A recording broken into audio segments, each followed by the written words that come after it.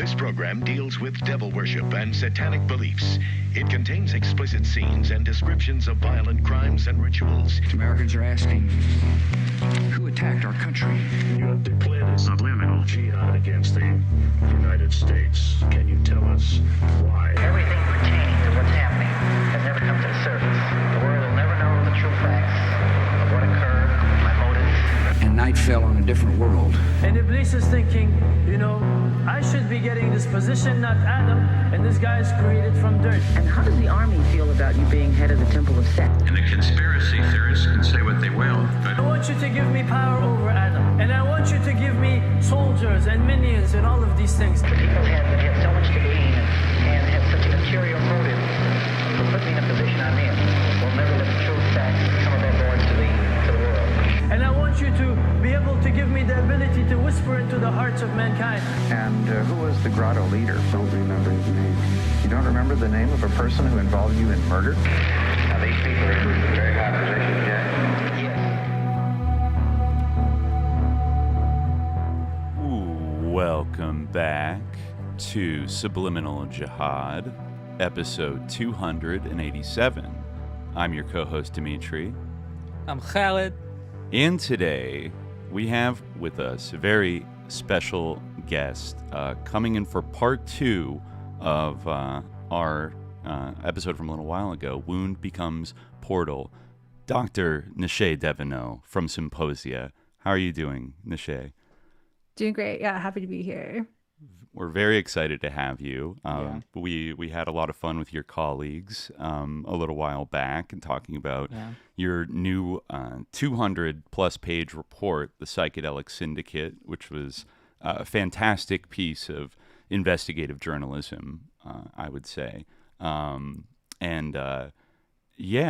guess we thought, but we weren't able to have you on. Yeah, that was our group. The one regret of that great episode was that we couldn't have you on during it, but we're really excited to have you here to talk one-on-one about various things that have even been happening since the time of that episode. Mm-hmm. We were just Dimitri and I think, and you were telling us about this Bryan Johnson live stream psilocybin trip, which really was beyond what I even expected. This is kind of a curated experience for trotting out some of the most sus people in the sort of nexus of the psychedelic space and the sort of techno-futurist AI world and all of this stuff and the longevity don't die type of things all around watching one of the most someone with one of the most repugnant ideologies I think I can imagine undergoing this experience, and to kind of curate it for us and tell us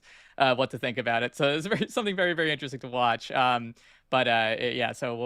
we're looking to get into some of that. But I think maybe we wanted to start. We were hoping maybe give us a narrative of your journey in the sort of psychedelic space or around the discourse of psychedelics, and what brought you from your original interest in this topic to working with Psymposia and the work you're doing now. Mm-hmm. Yeah, definitely. So this is actually my, someone referred to it as a quinceañera, my 15th year working in the field. This year, this semester, fall semester, I started working in the field, participating in the conferences, and I was a graduate student at the time at the University of Pennsylvania, doing a psychedelic reading group there. It was one of the earlier of this era psychedelic societies that are now kind of everywhere around the world. Mm-hmm. And so in the 15 years that I've been working in this space, I have, experienced some stuff that made me feel like I needed to say something concerning aspects of it. And so while I remain very interested in psychedelics and intrigued by their positive potentials, which are including but not limited to therapeutic uses, I have felt the need to speak up more about the concern side of things, in part because I felt I just felt a responsibility to do so. It's a community service. I see that there's a dumpster fire going on that could spread if we don't put it out, and someone needs to put the fires out, take out the trash. It's not ultimately my core interest. I have other things that spark joy for me that I've put on hold to do this work. And I think later on, as more of this plays out and more people realize where we were coming from, that's going to be clearer to more people that this was done, the critical work was done as a service to the community. Yeah, I definitely think that like history will vindicate you guys. Hopefully it's not like too late that people realize like how on point you were, because like we really like it's underappreciated. And I think, you know, before we started recording, you were talking about how like psychedelics or like the push to legalize psychedelics, like uncritically or like, you know, no unconditionally is seen as kind of like a progressive or like left wing issue, which like in some, you know, the criticism of the drug war, like there's reasons why that is the case, you know, but like in sort of the people who have emerged kind of in leaders in this field, like, or as leaders in this field, you like really see how there's like incredible overlap with like some of the most like pernicious people in like technology, in like, you know, like in everything, like, you know, people like Mark Benioff and things like that, like are coming out to like talk about psychedelics and like their support for it, the idea that like the sort of nexus between psychedelics and this notion of living eternally, not dying, like, you know, these kind of like bizarre things, like medical surveillance, like basically the type, like everything that like would have interested Jeffrey Epstein in the field of medicine is like now kind of like is part of like this kind of gestalt with psychedelics, I feel like. I said to y'all before we went live that I'm increasingly, with different lines of research, I'm realizing that these milieus are not even that separate. Like it's not even analogous to Jeffrey Epstein in some cases. With some of these people that you've covered in Symposia, we've covered in a lot of episodes, were literally like, you know, friends with Epstein or had social contacts with him or were funded, you know, in various ways by, you know, he was spreading his like science philanthropy, often, you know, well into the 2010s after he'd been arrested for, you know, his crimes against minors. And you know, he had a very strong interest in these kind of transhumanist, in a lot of cases, I would say like kind of neo-eugenicist ideas. In some ways, I'm realizing that transhumanism is kind of a new sparkly vocab word to like, you know, talk about eugenics, but, you know, not say eugenics because that word is still rightfully tainted from, you know, the Nazis and everything. But yeah, it's like shocking how tight this circle really is. And they're able, I mean, I get that the people in the kind of map scene from the 80s, right? Like Rick Doblin, who I think you've had some interactions with, you know, always did kind of lift up that liberatory, kind of left libertarian kind of side of the equation around, you know, the drugs and the counterculture and the drug war and everything else. But, you know, when you start raising money from, you know, the billionaire class in Northern California, you're going to start hobnobbing with these tech people, as he did, and I think as your work so you know, lays out so well. You know, he almost ended up like a captive of like the PSFC, like these wealthy donors who I think often we live in a hyper capitalist society. Sometimes we have to question the intentions, right? Like it doesn't actually seem that crazy, but then with all the narrative sculpting that goes on, then you end up sounding like a hall monitor leftist. Or I've seen so many tweets about Symposia's work of woke lunatics or far left radical, you know, like they just can't handle it. That, you know, there's a critique of from the left. I think especially these people that see themselves as kind of like of the historical left, like really cannot handle critiques from the left about this stuff.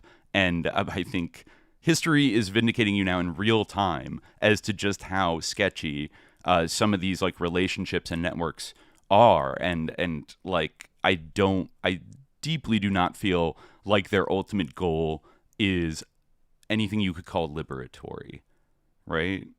Mm-hmm. Yeah, well, I don't know if you know the philosopher Olufemi Taiwo, but he's been retweeting stuff like leftist progress with like this caption of, "I do not regret to inform you that we are going to win." And that's sort of been in my head this whole time. It's like very patiently just like watching, like put the stuff out there, Like we're confident in our analysis, and we like we know that our view of this space has explanatory value that will become apparent the more time plays out. And so it's just a matter of like waiting for that process to happen. That like I think it's inevitable that more people will realize what's actually been going on in this field. Mm-hmm. Yeah, it's the like connection with eugenics is interesting, because like one of the things that like really stuck out to me in watching like the recent Bryan Johnson live stream was his connection with like the idea of epigenetics, which like I had some familiarity with, like in terms of like trauma, like the idea that like, you know, trauma can be like passed down in some way, or that it can affect your like the expression of your genes or something like that, you know, like that this can you know, in some way like your environment and like what you experience like in your life can you know, change like your actual like genetic expression or something. You know, I'm not a biologist, so I'm not like a super big expert on it, but I had, you know, heard of this term before in that context. But it was interesting to me like to hear this kind of developed into an idea about like how taking psychedelics can like, you know, because it improves your mental health or something, it will enable you to like, it will change like your genes in a way that will enable you to like live to be 180 years old or something. Mm-hmm. And like the idea that like, yeah, like we don't know, like, you know, the science hasn't been figured out yet if like taking psilocybin once a month is going to let you live to be 180. Right. And like, I mean, they spent a lot of time dwelling on that in the Bryan Johnson live stream. Yes, there was some study, you know. Yeah, like there was a study that like suggests with mice. That the mice lived longer. How much longer did they live? They emphasized, I forget, and I don't know how significant it is, like the comparative to the lifespan of mice and mice and men. Yeah. But I do remember, I forget if it was Ashley Vance or somebody, one of the other kind of psychedelic, you know, therapist people that was on earlier, that kind of emphasized that study, the mice that showed the greatest longevity benefit were ones that took repeated doses, I guess, which would be equivalent to, I don't know if it was for the mice once a month, or like he was kind of implying that humans should take maybe once a month would unlock the longevity benefits, rather than the sort of a more therapeutic, more like psychologically therapeutic, like the sort of one-shot dose that cures you of your PTSD that they like to market. There was an interesting tension, because I noticed like when one guy who is like a big like microdosing promoter came on, he was like, well, let's not get carried away with like once a month here, you know, like let's make sure that we emphasize it's also good to take it in a microdose. And it's like, yeah, everyone had their own like little grift, and like, you know, they had to make sure that they were advancing that. But yes, it was an interesting thing. Yeah, I mean, it's in terms of like the like kind of and this is something that came through and watching that too, was that in terms of like the kind of left-wing kind of valence of like the sort of psychedelic discourse and the sort of interest in the subject, you know, like certainly like there's like a stereotype that like if you are like skeptical of some of the ways these are being you know, rolled out or anything, like the sort of things like, you know, the MAPS therapy, people really like failed to make like a, you know, to incorporate nuance into how they talked about, you know, the opposition to that therapy and the FDA's rejection of it. But there's like this you know, association that like, yeah, if you are opposed to psychedelics in any way, or, you know, have any kind of a nuanced take on this, then, you know, you must be some kind of religious reactionary or like a fundy, you know. And it is kind of working for big pharma. Yes, and it is, well, it is kind of interesting to see like that paradigm is changing now, because I guess the left is perceived, or like the far left is perceived as being the most like weak and the easiest to attack, especially in the current political climate. And now like it's more advantageous to portray the opponents, which maybe was not the case at the time, you know, like at one time. Maybe it was, you know, at one time more advantageous to say that anyone who was objecting to this, what must have been, you know, and you can even see, like, if you go back, you know, Psymposia, as you said, has been around for some time. So you can even see this kind of like, you know, prohibitionist angle being used to kind of attack you guys. But it does seem to have shifted kind of with the political winds in a way, where you have, you know, even, you know, people who are like kind of revered by like young, you know, open-minded people of our generation, you know, coming out and kind of like expressing their, you know, such as Hamilton Morris or people like this, you know, expressing their faith in the Trump administration or like the broader kind of right-wing movement to accomplish like this goal. And I mean, it goes back to kind of what we were talking about last time, you know, how a lot of this is kind of symptomatic of like a disconnect between like the issue of psychedelics and like any other like social or political issue. It's like nothing like is worth, like, you know, everything can be is expendable, everything can be dispensed with, like, you know, it doesn't matter like what, like who gets trampled in the process, as long as we somehow get this drug, like, you know, make it more available to people. You know, it doesn't really, you know, and any like strategy, any kind of, you know, unscrupulous like slanders, anything like that, or just, you know, like allying with any kind of you know, pernicious person, that's all fine as long as we can make sure that the drug is accessible. Yeah, like it will have been worth it is kind of their standard line. Same discourse around AI, you know, the AI hype of like, you know, yeah, there might be some negative externalities and like people traumatized and environments destroyed along the way, but this is going to be so good for humanity that it's going to be worth it. Right. Yes. That's what I loved so much about part 4, when you sort of talked about the efforts, it seems, to not only just medicalize this and legalize it in this kind of therapy, you know, construct that's going to make a bunch of money for Peter Thiel and his friends, which is sketchy enough, but the ability to kind of like create a new techno religion out of this as a means of like social engineering and control, which it seems like more than a few of these people are dabbling in now. And, you know, like using and especially using the combination of AI and psychedelics and combining those two in a spiritual kind of new age framework with a huge allowance for like raw capitalism also. Like there's no prohibition against capitalism in any of this. And then creating this kind of like American capitalist psychedelic like AI techno religion where we all like, I don't know, take DMT and talk to our like AI god avatar or something. Like once again, just like with the Epstein stuff, the people pushing AI on the most like insane level right now in our culture and the people pushing psychedelics are often the same people. Like I think there's something deeply concordant about these two pushes that are in a way, like I think in the minds of these people backing it, like are meant to complement one another, right? Like it does seem. And I mean, I think it's like delusional. I mean, to, you know, even think about worshiping a god, AI, or uploading your consciousness to a computer to live forever. But that's what these people are obsessed with.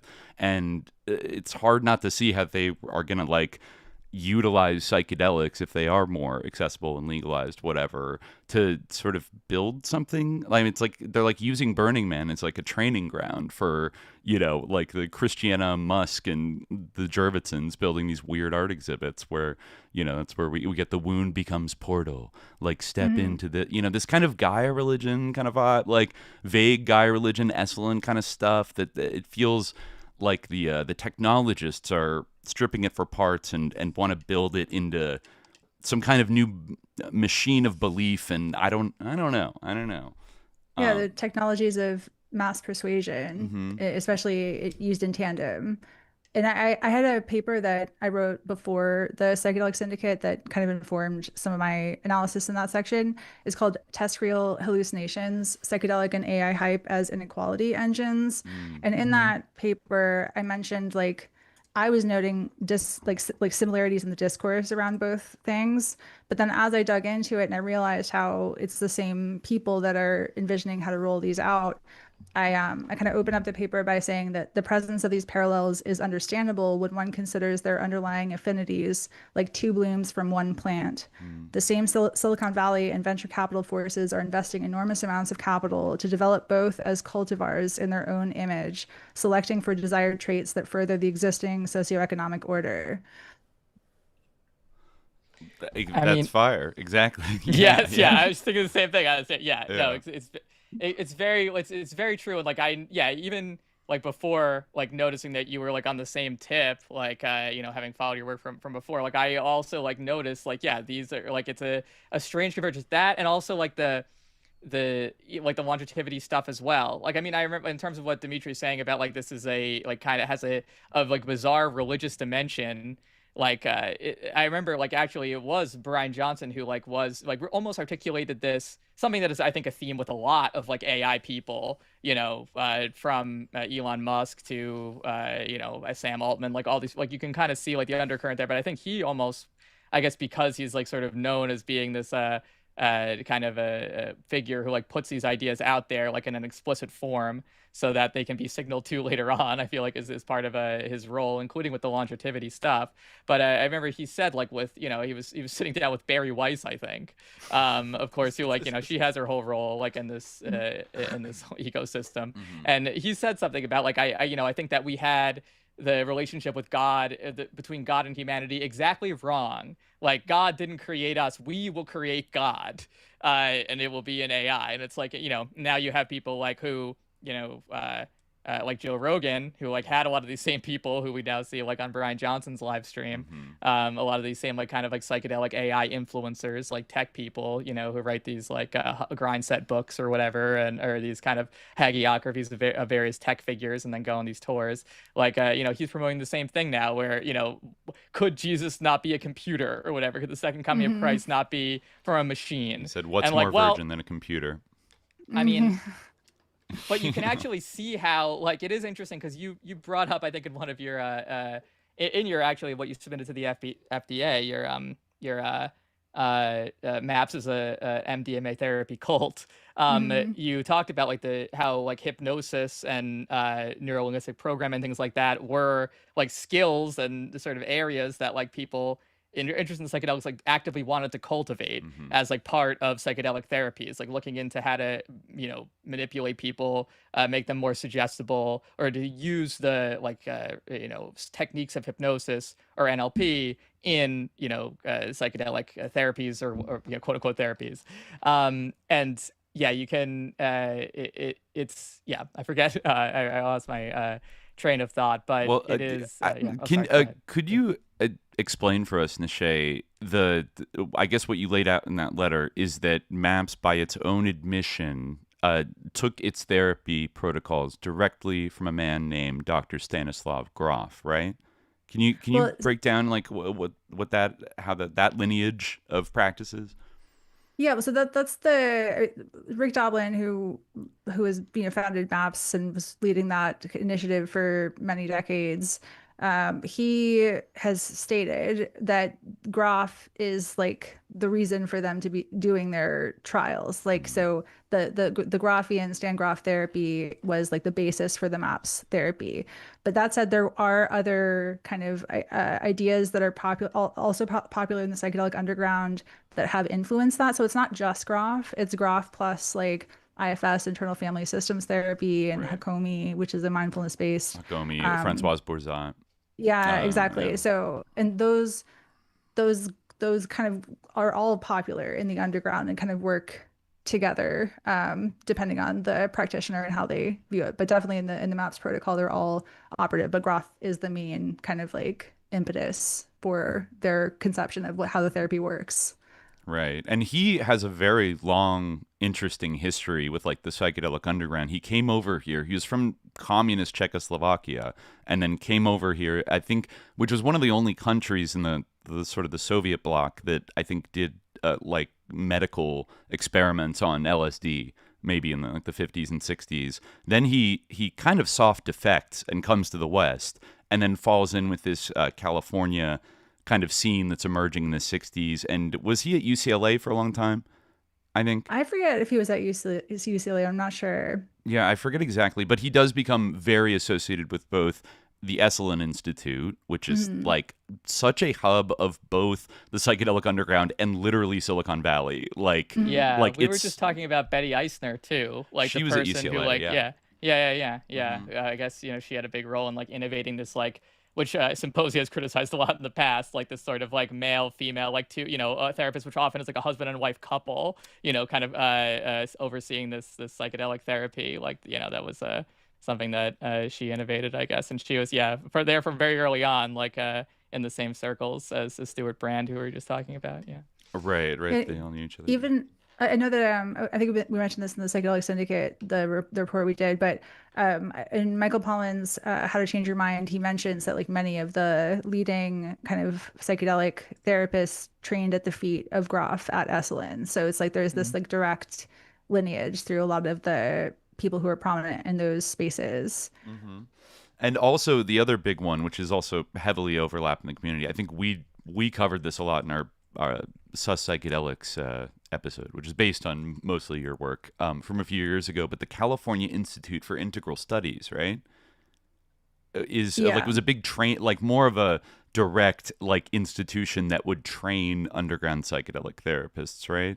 Yeah, that was unpacked more fully in a cover story, Power Trip, which my former colleagues Dave Nichols and Lily K. Ross were head-to-head developed. So I wasn't directly involved in that project, but yeah, they were really digging into how there was a public-facing side of CIIS that is like, you know, people could come and get degrees there, but it was also like many other institutions in this field, in this ecosystem. It was also a portal to the underground, where people could get underground training. Which is, and that also has like a pretty far back history. We did bring that up, I think, again, it came up in our Stuart Brand episode, because I think one of Stuart Brand's, one of the professors at Stanford that was a big influence on him, I think was a bit of a Christian mystic, was the co-founder of what would become the CIIS with Alan Watts.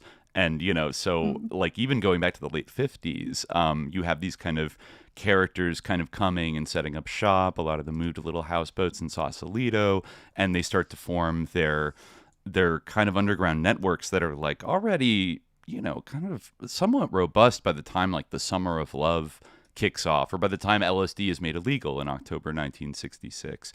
You know, but also on top of that, there's the the international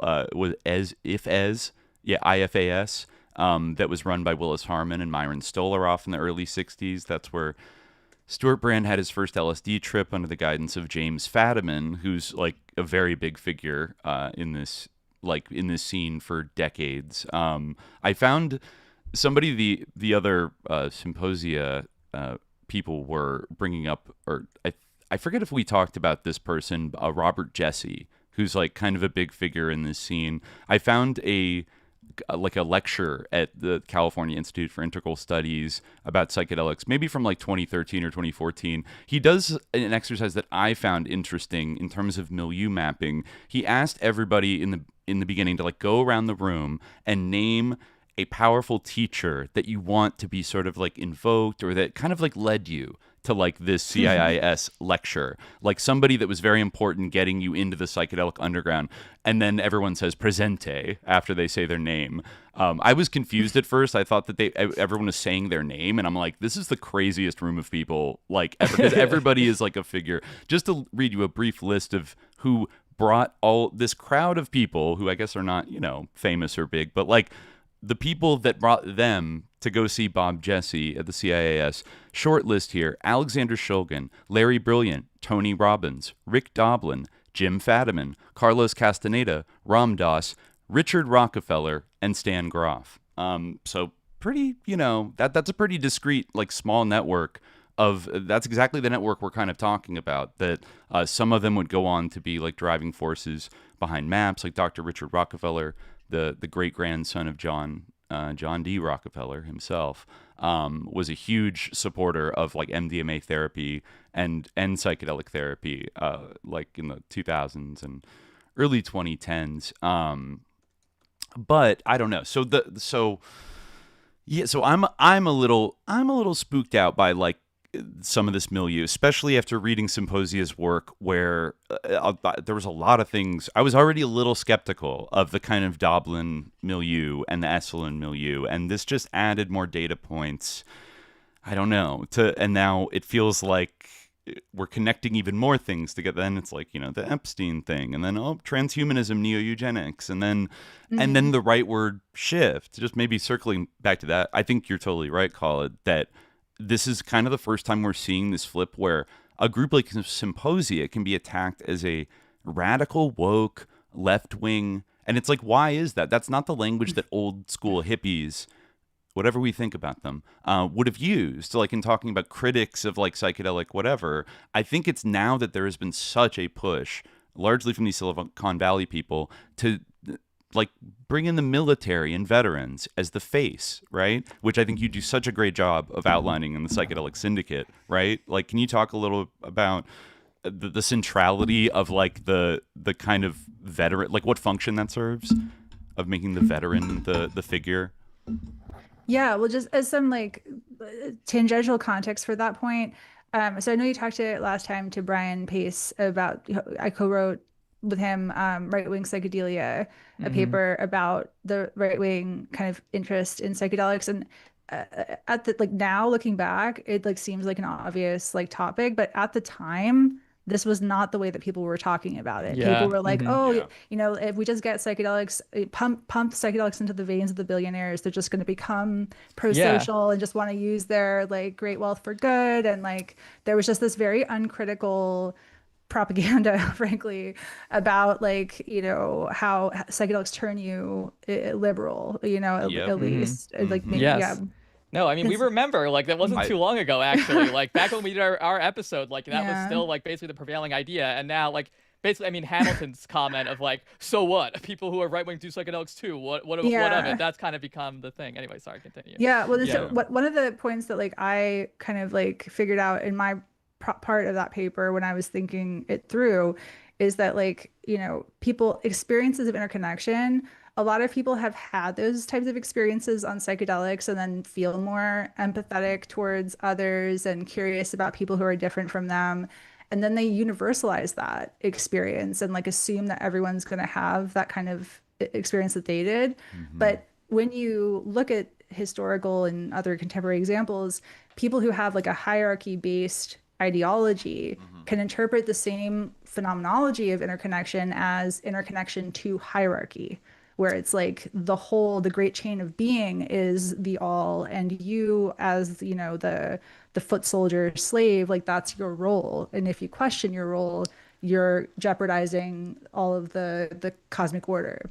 And so that's a really good point. That point was really key to me in my own process, because like a lot of my papers, like I'm trying to figure something out and like I am like thinking things through, and that came out as like, okay, like this explains a lot. It explains why it's like plugging into those more authoritarian ideologies like a little software program that runs differently because of the commitment to hierarchy. Right. So, and in that paper, we not only said like psychedelics are fully compatible with reactionary right-wing politics, but not only that, we even predicted that psychedelics would become increasingly right-wing as medicalization advanced and it was no longer associated with like indigenous groups and, you know, the Amazon, and it had more of this connotation with like capitalism and the war machine. It was going to be moving more and more in that direction. So it's yet another example where people like to shit on us and like, you know, act like we're just marginalized from the field, but we've been so consistently ahead of the curve with so many things that, you know, and it's because we have this kind of material analysis and this attention to the connections and not just the propaganda, the connections across like different fields and learning from that, not just accepting the cover story of like what people are talking about psychedelics being. So in terms of the veterans, this was a really strategic, early, I don't know when he first came, you know, focused on it, but Rick Doblin has for a long time been really advancing the veteran cause. I'm pretty sure like long before I kind of joined the field, and saw it as a sympathetic group that appeals to a broad swath of the population and can get people on board for mobilizing for change. And that is a structural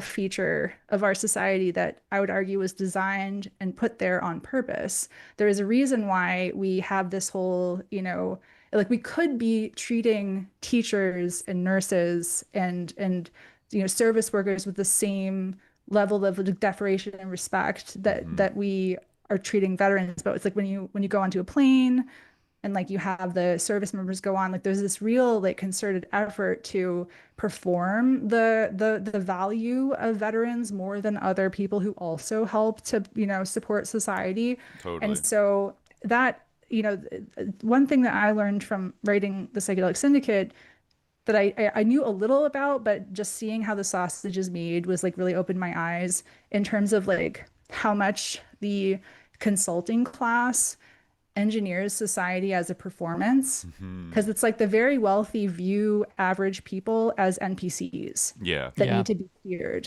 And so, you know, it's like as we started with like Edward Bernays, you know, as the relative of Freud, kind of realizing that you could manipulate people based on their aspirations and fears and anxieties, then playing out decade after decade of people studying the dark arts of mass persuasion, we have reached a place in our society today, especially with the elite control, billionaire control of all the news media and the entertainment platforms and social media.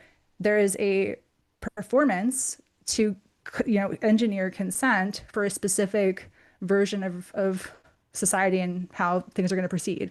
And so that veterans appeal to veterans was also used by the opioid industry, and is part of how the whole opioid crisis kicked off. That's been, you know, a big part of my research recently is looking at those parallels. They're using opioid industry tactics to pressure politicians, specifically targeting veterans and overemphasizing the potential for benefit and underemphasizing the potential for harm, which we saw how that played out with opioids. Of course. It's no, absolutely. Yeah. And it's amazing how like recalcitrant that I like kind of Timothy Leary idea of like putting the LSD in the water and thing, like, you know, and then it will save the world, like, has been. And people still do kind of act that way and have this kind of zeal that like this, you know, is like a panacea for all of our problems. And in a way, like, it really does like have, I feel like I'm always like saying like, this is exactly like what we were just talking about in our last episode. But in a way it is, because like we were just like talking about this with Stuart Brand, how something like the Whole Earth catalog, like that took like the sort of, you know, we always say in the show the 60s, like on the whole were like a psyop, but of course, like there was like obviously an undercurrent like of real dissent and like, you know, real like you know, left wing like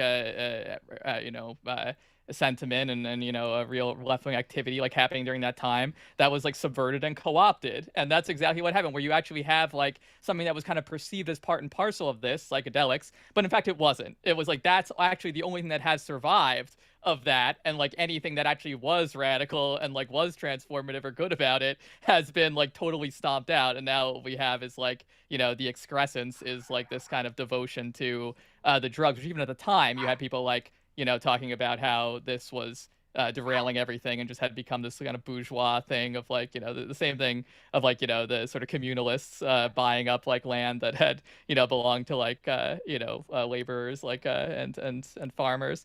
But yeah, it is crazy like that we're like seeing, like, I mean, now, yeah, we're seeing this really like intensify for sure. And I think what you're saying, you know, this goes back to what I was saying before, where like, yeah, it is like a technology like of like control, like someone like Joe Rogan, you know, he's like there, like, I mean, he's not on, I mean, I don't know if to what extent he's on psychedelics like during his podcast, but like he like consumes them, you know, and he is someone who basically has been like, you know, you can actually see like his evolution towards like kind of just being a mouthpiece, like an incredibly influential one, an incredibly popular one, like for like the opinions of this particular clique of people. Yeah, exactly. The PayPal mafia kind of people. Yeah. And, who many of whom, have a slightly uncomfortable like nostalgia for apartheid South Africa, which a lot of them grew up in, that is now really like coming to a fore.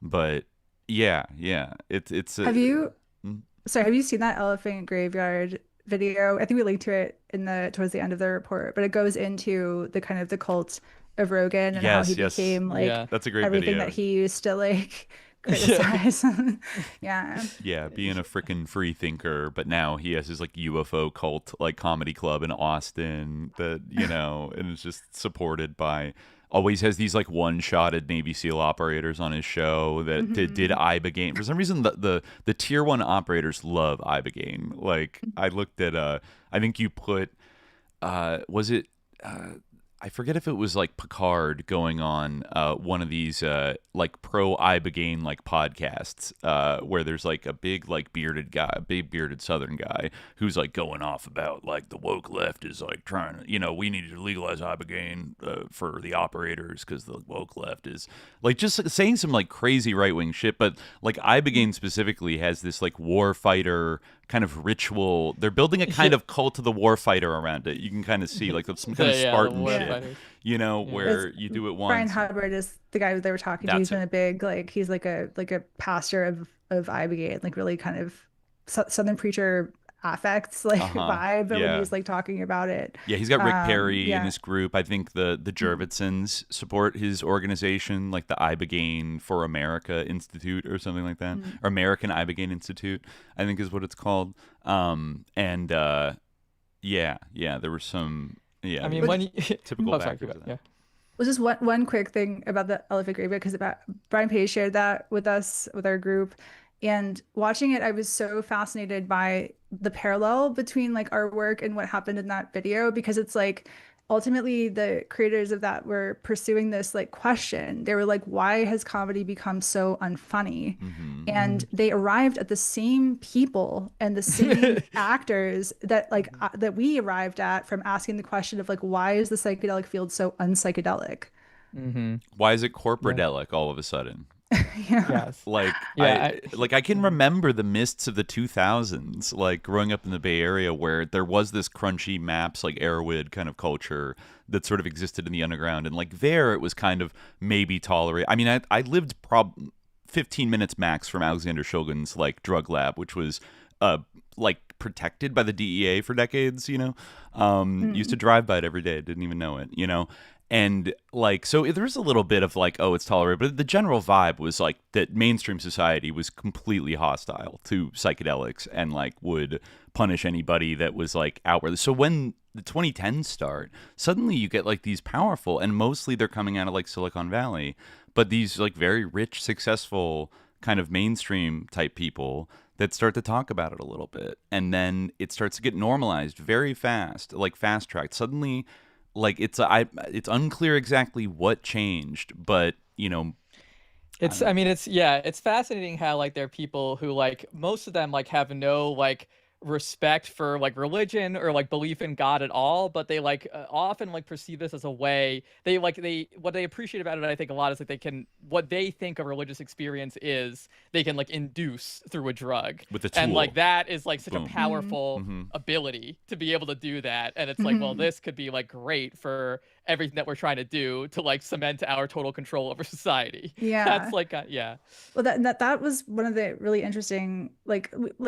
the report, the way it came together, like there's a lot of like stuff that we found that explains other parts that I'm like, how do we find this? It's like, if we could plant evidence to support our points, like we would put something like this there. Like one of the examples is Steve Jurvetson talking about that idea, where he was just openly saying that like, oh, like the kind of the religion is the opiate of the masses kind of idea. And that's leading people, as people are not feeling included in the bounty of like the Silicon Valley world. They're turning back to religion as a source of comfort, and that's pulling them away from Silicon Valley. And he was open about saying that like, what if we could kind of like use this same religious impulse, but in a way that is in line with Silicon Valley's like interests and priorities. And so like he was so open about that point, and then you compare that to what actually has been happening with psychedelics, and it provides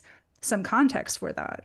A truly capitalist religion, like a capitalist American religion, they seem to think with the help of psychedelics, like rolled out the right way to the population, they could pull this off and like re-enchant, or give the illusion, like the little Trump accounts that he's giving to every baby gets, $2,000 or something. That's also like backstopped by Silicon Valley. Like you can create the illusion of still getting something out of the capitalist system, which is, I think a feeling that's rapidly fading in modern United States. I think we can sort of see it all around us that like there, less and less people are benefiting from the system. Maybe 30 years ago it was different, but like the social contract starts to fray at a certain point, and yeah, people are going to turn. They're either going to turn to maybe more radical, critical belief systems that don't put capitalism on a pedestal. Both religion and like socialist ideas, basically, don't put it on too high of a pedestal, right? And they don't want that. They don't, they want this mystical cult of like belief and excitement, because this economy that we have is highly financialized and based on these like tech bubbles and VC hype cycles and these unicorn like it's all so kind of abstracted now, like the bread and butter of the American economy. Now we have these server farms that like might not even be online, but like they're throwing out $500 billion to this, and it's like holding up half the stock market. Like we're really, like we're in weird waters in terms of kind of being like our ruling class being a little bit like detached from material, I don't know, like materiality in general. So it kind of makes sense that they would try to do like, oh, let's just psyop everybody more. Like we just need to keep psyoping people harder. We have these social media technologies, which this same milieu is largely responsible for giving to us. Mark Zuckerberg was at those Edge dinners, where Epstein was at. And so was Steve Jurvetson. I found him hanging out at I think it was the 2001 Edge dinner with like Sean Parker from like Napster and later Facebook, and Stuart Brand, John Brockman, all the real heads. And I don't know. Now this is where it's ended up for them, is they want to. I mean, Sam Altman, lest we forget, I love bringing this up. He said that like the most successful founders found religions. He said it's great to found a company. It's even better to found like a country. But like the best founders found religions.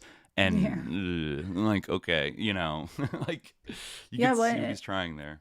Yeah, I mean, when Christian Angermeyer, who's involved in Compass and Type, but both two of the big psychedelic pharmaceutical companies, he has been very open himself and posting on his LinkedIn and stuff about how he is worried of like an uprising of the masses for like precisely the reasons that you were mentioning, of like they're going to feel left out, they're going to be resistant to change, which they presume is like good, that like rather than question why people are like so upset and having such bad mental health, it's like obviously what we're doing is good and we just have to get everyone else up to speed and to be okay with it. And so he explicitly envisions using psychedelics as this kind of soma for the masses to prevent a revolution. Right. Yeah. It is like very interesting how like we were just actually talking about this. I'm seeing a lot of connections here with our past episodes, because we were just talking about the idea of feudalism as like a way to describe like the sort of economic status quo, or like the political order of like medieval Europe. Right. And we were talking about, is it like really more reflective of like our current moment? Like, does the idea of a feudal model as like imagined by people like Marx, does it actually fit closer to the 19th century, like to today? And I think that in a way, like I was thinking last time in our conversation with your colleagues, like this sort of idea of like, oh, maybe the early Christians had psychedelics in their sacrament. Like that's not like appealing to these people because they felt like, oh, maybe this is historically true or anything like that. Like the historical truth of it, I don't think really matters to them. What matters is like that is a great model of like what they want to create, something that is like what they imagine, kind of this like medieval Catholic Church would have functioned like, where it's like an institution they have total control over, that literally is like, they want to create an opiate of the masses that like is, sort of this negative stereotype of religion really, but actually does sort of like, that serves to like subjugate people and get them to like put their faith and have their like sort of belief in something that is completely exploitative and is not good for them at all. I mean, it does also connect with like what Thiel said about why millennials like socialism or whatever. He was saying like, oh, if they don't have any stake in the capitalist system, why would they like support it? Because they can't like afford a home, they can't afford anything, they're living paycheck to paycheck. Like obviously that's going to turn people to socialism. I think that for some of these people, what they imagine is that like, okay, well, we can't actually invest them in this in a practical way because that would reduce like our investment in it, or like that would we'd have to share like actual material resources with people. So why don't we invest them in it like ideologically? In fact, or spiritually even in this like enchant them in the the some kind of mystical conception of being part of some American polity with like a nobly appointed psychedelic aristocracy of founders, you know, that will benevolently rule over, like just like Curtis Yarvin fucking describes, you know, then they'll peacefully dispose of our affairs and give us wonderment, you know, give us wonder and bread and well, not really bread so much, but maybe circuses, lots of circuses, just VR circuses, headset bread. Circuses. But you recommended that article in The Guardian that kind of juxtaposes like your experience of psychedelics as something that like helped you to come to terms with like the fact of death, and like that, you know, death is something that is you know, part of life, with like the Bryan Johnson take on it, which is that like somehow psychedelics are going to get us to escape death. And he had a quote in that article where he said something like, So he said, you know, this will help us to like advance our longevity goals, because if you want people to build a ship, you know, don't teach them how to gather wood and how to build a ship. Teach them to yearn for the sea. Yeah, exactly. Yes. I just pulled that quote up just now because I wanted to mention it too. Yeah, because I think that kind of explains an aspect, at least, of the live stream, where it's like he is interested in kind of like persuading people to join his mission and to kind of rally behind him and to kind of identify with this longevity project. And so it's like there's a whole parasocial kind of component of that, and audience kind of component of that I think is a big part of the streaming project there, where it's not just his own experiment, it's like signaling and getting people to buy in to this bigger project.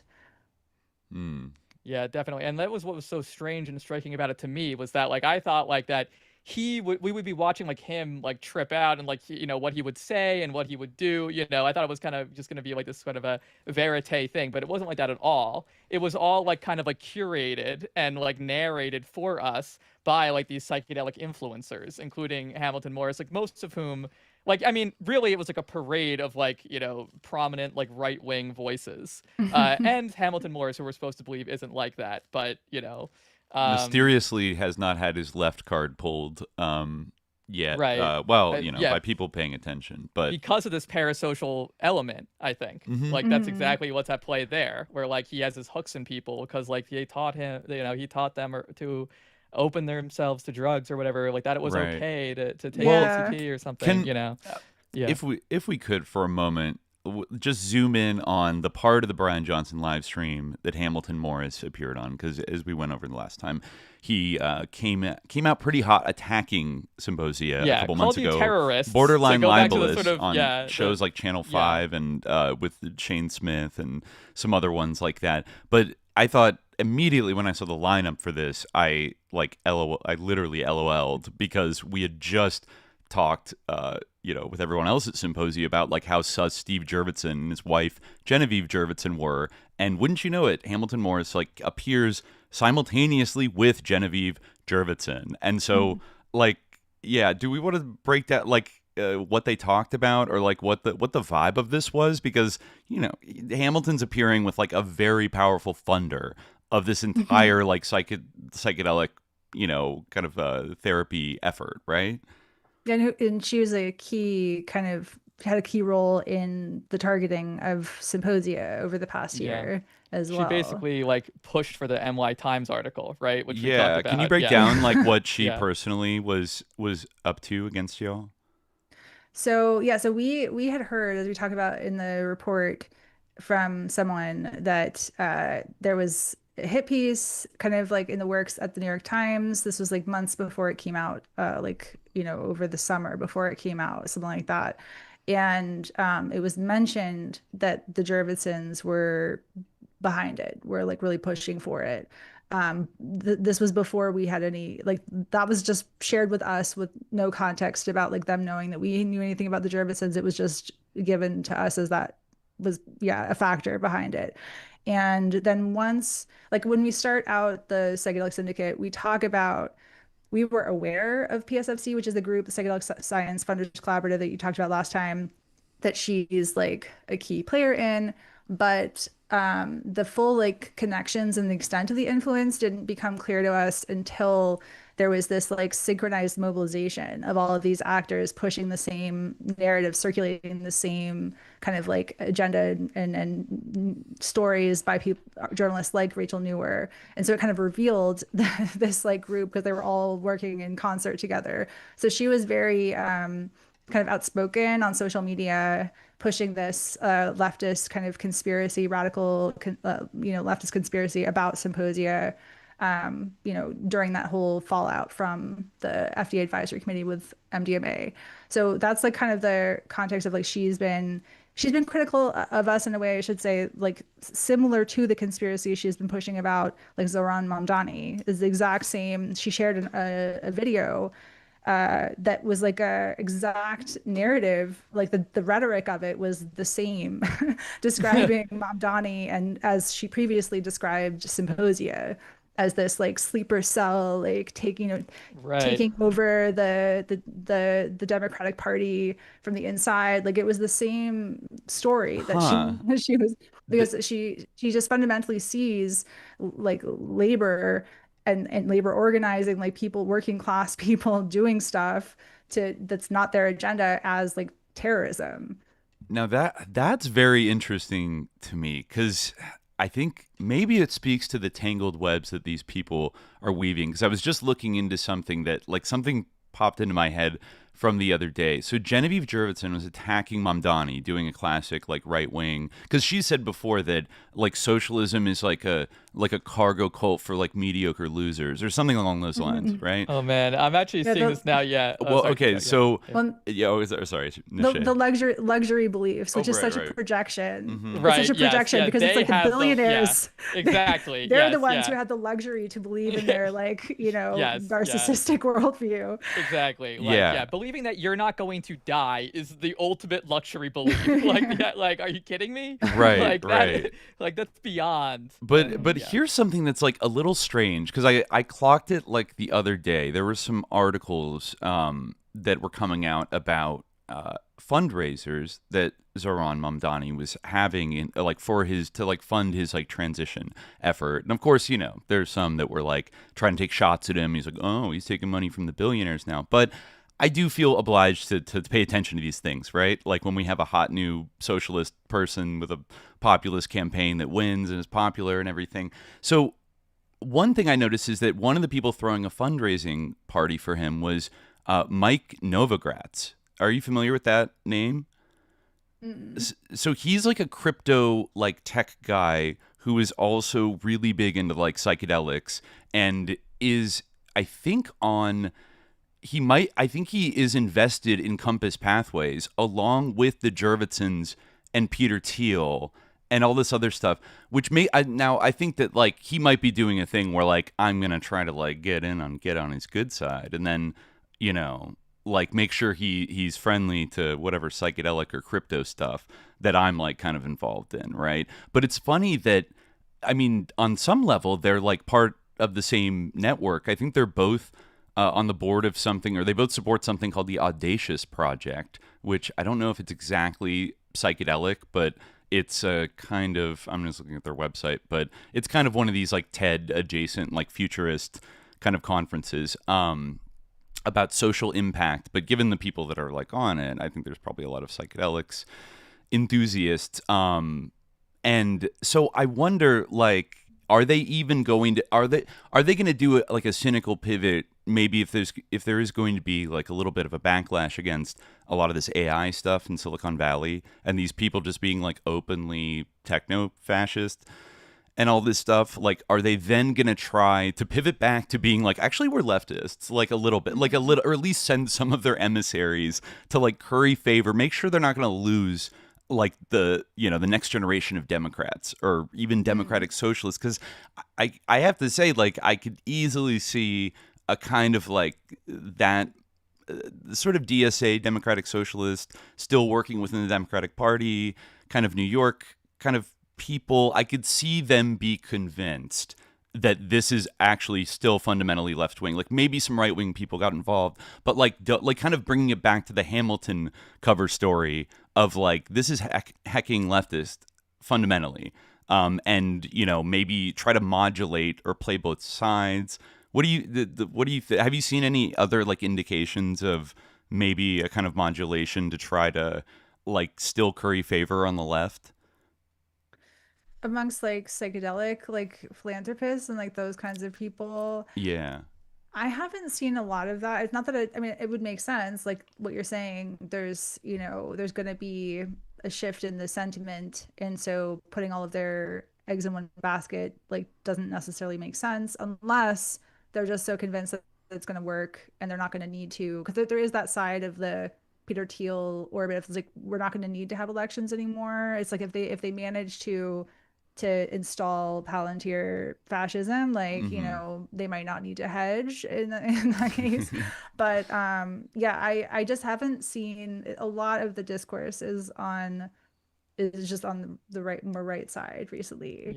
Yeah, it's definitely. I mean, another dimension of it is that like I mean, this is the thing about the American right in general, I feel like, is that a lot of them are able to like represent their politics as non-politics. Like, and this is also a similarity with Stuart Brand, who described the Whole Earth Catalog as having no politics and things like that, right? When of course like it did have like a subliminal politics that was like quite, I guess it was subliminal, it wasn't explicitly stated, but it was still fairly apparent, right, that it had the kind of this libertarian almost like Randian politics to it, which I think is somewhat true of like, for even Bryan Johnson's live stream, you have all these people together who like, we got Hamilton here, like he is like one of these like leftist guys. He was just hanging out with the great leftists, Andrew Callahan and stuff like that, it's like, but we have these people, I have, it's kind of like this kind of a constant shibboleth of like, I have friends who support Trump. I have friends who support the like I'm not like that, whereas like I'm not like this cancel culture or whatever, but of course like they do have like very fierce, like really right-wing politics, but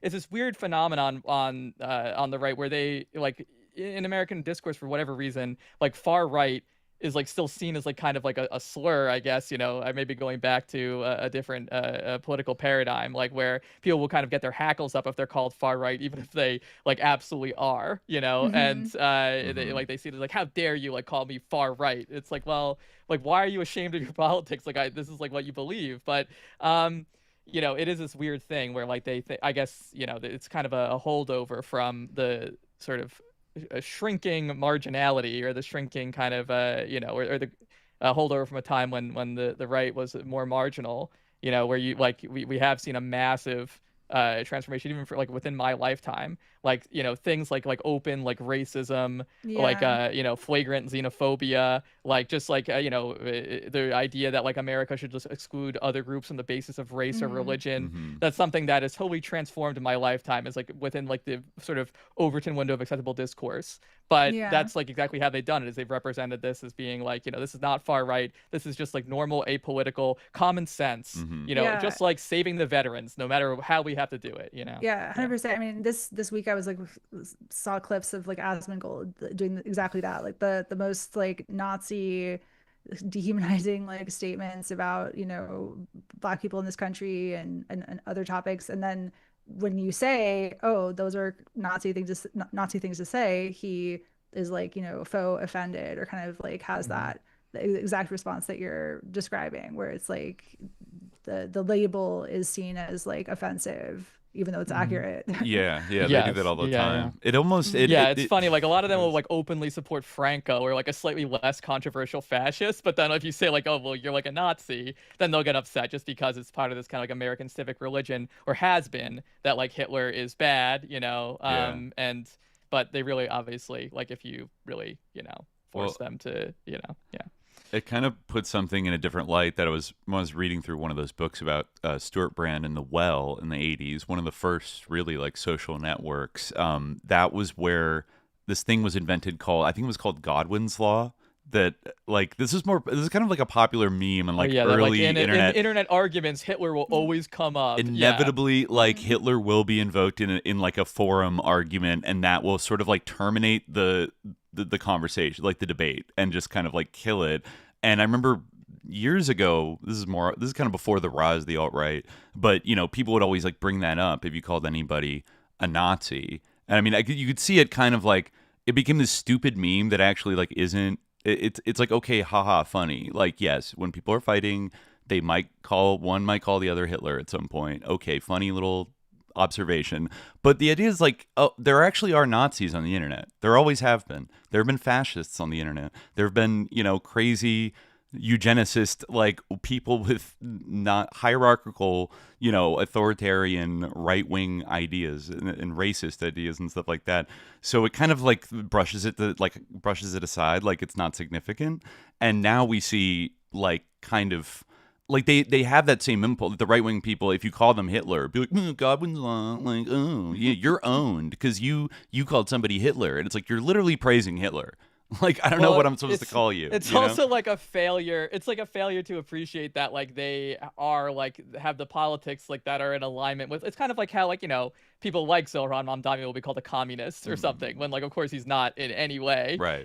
And, or so, he'll be called a jihadist or something because, like, simply because he's Muslim and because he's brown, and it's like, this is obviously, like, polemical, but like they'll do that constantly. But if you say like you're a Nazi for like being, racist, being like xenophobic, being like reactionary, then like that's, absurd. But yeah, it's kind of like, yeah. Anyway, but it is kind of a interesting how like, yeah, it has it's part of this whole like broader thing, and in a way like.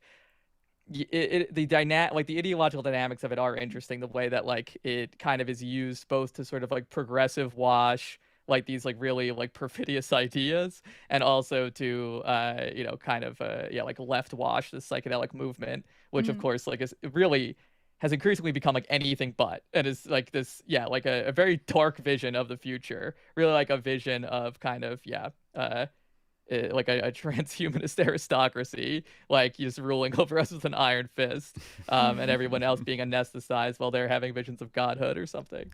Yeah.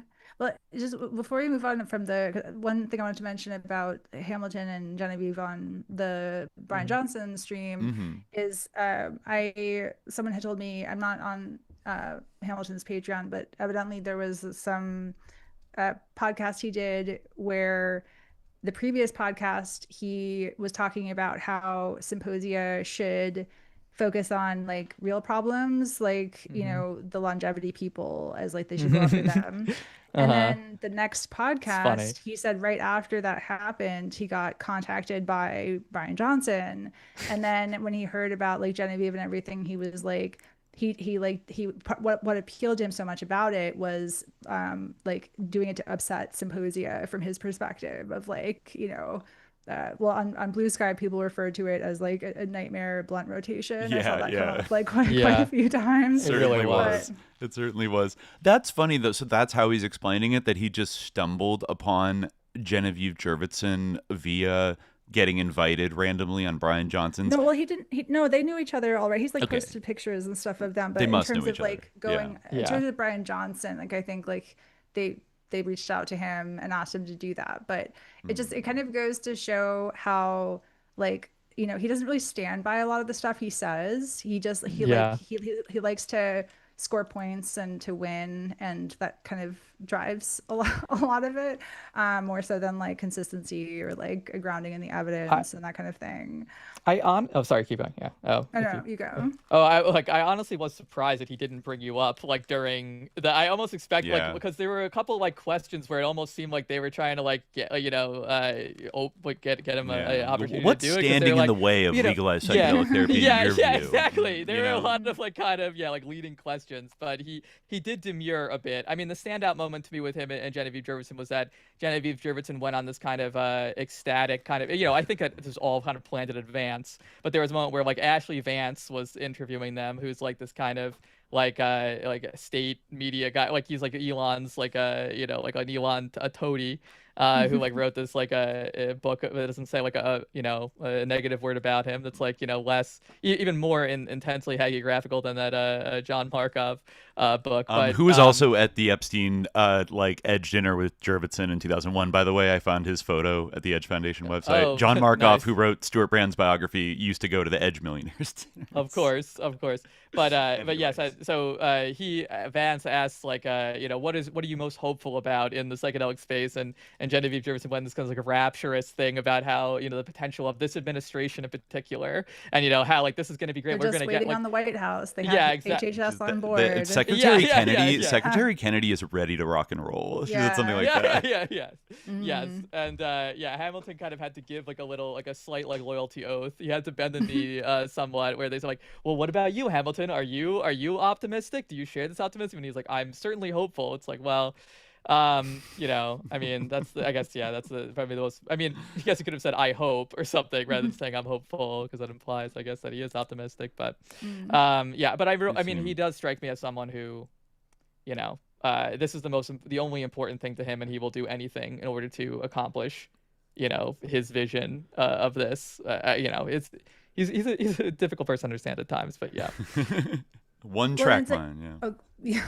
Well, one of the things that I've just found really interesting and like kind of watching the discourse is how much, a lot of his messaging around Psymposia and also me in particular, it seems very much designed to kind of like dehumanize, discredit, and like ostracize us. And I think part of the reason for that is because we actually have the capacity to explain things in a way that can change people's minds.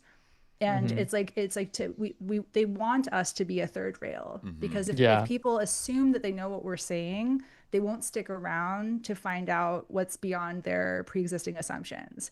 And I've seen this over and over again this semester. Like I got a lot of invitations to, go speak around the world.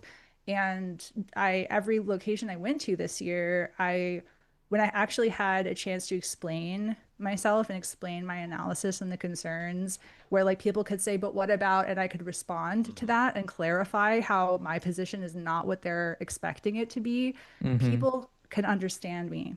And that's a huge threat to that entire side of the field. Right. Yes. Right.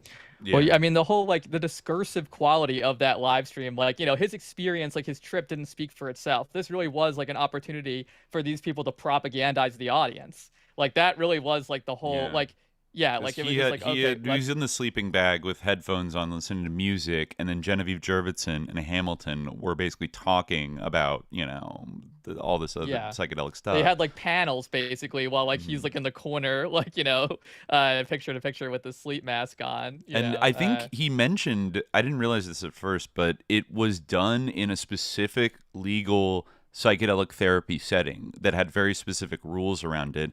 Did you happen to know, Neşe, like if he was doing it in partnership with like one of these companies that has some kind of legal outlet? Because he kept stressing that what he's doing is legal, but he like couldn't go outside. He had to do it in this like room studio, and like he couldn't use freshly squeezed juice. He had to buy it from the store, because that's like part of the legal thing that's been approved or something like that. Did you know who, was he involved with an org or a company? I think there was a doctor that was thanked, I think, on his, like, the YouTube live stream. I think there's like a pinned comment or something that says like, thank you to Dr. so-and-so. I forget the name. Yeah, there's this guy like Seeger at, right? Yeah, it was like, I forget what, but he was like trained in the MAPS therapy, I believe. Like they mentioned that specifically. Right? So this is very much also an exhibition of the exact type of psychedelic assisted therapy, the preferred version of psychedelic therapy of this group that they're trying to normalize and act like this is the way, this is to associate in people's minds with psychedelic therapy, but it's a specific idea for what this is. It's very specific. It was Dr. Carl Seeger, who I guess is someone who is like both in the psychedelic thing and like kind of has I think he has the MAPS training, at least that's what they said in the live stream, and he is also like really big into the longevity stuff and like so that's, I guess, was kind of the person who was like on there to oversee it. He came in on like first of all, and then he was there at the end. So But there was another doctor thanked that was not that same person. Oh, okay. Yeah.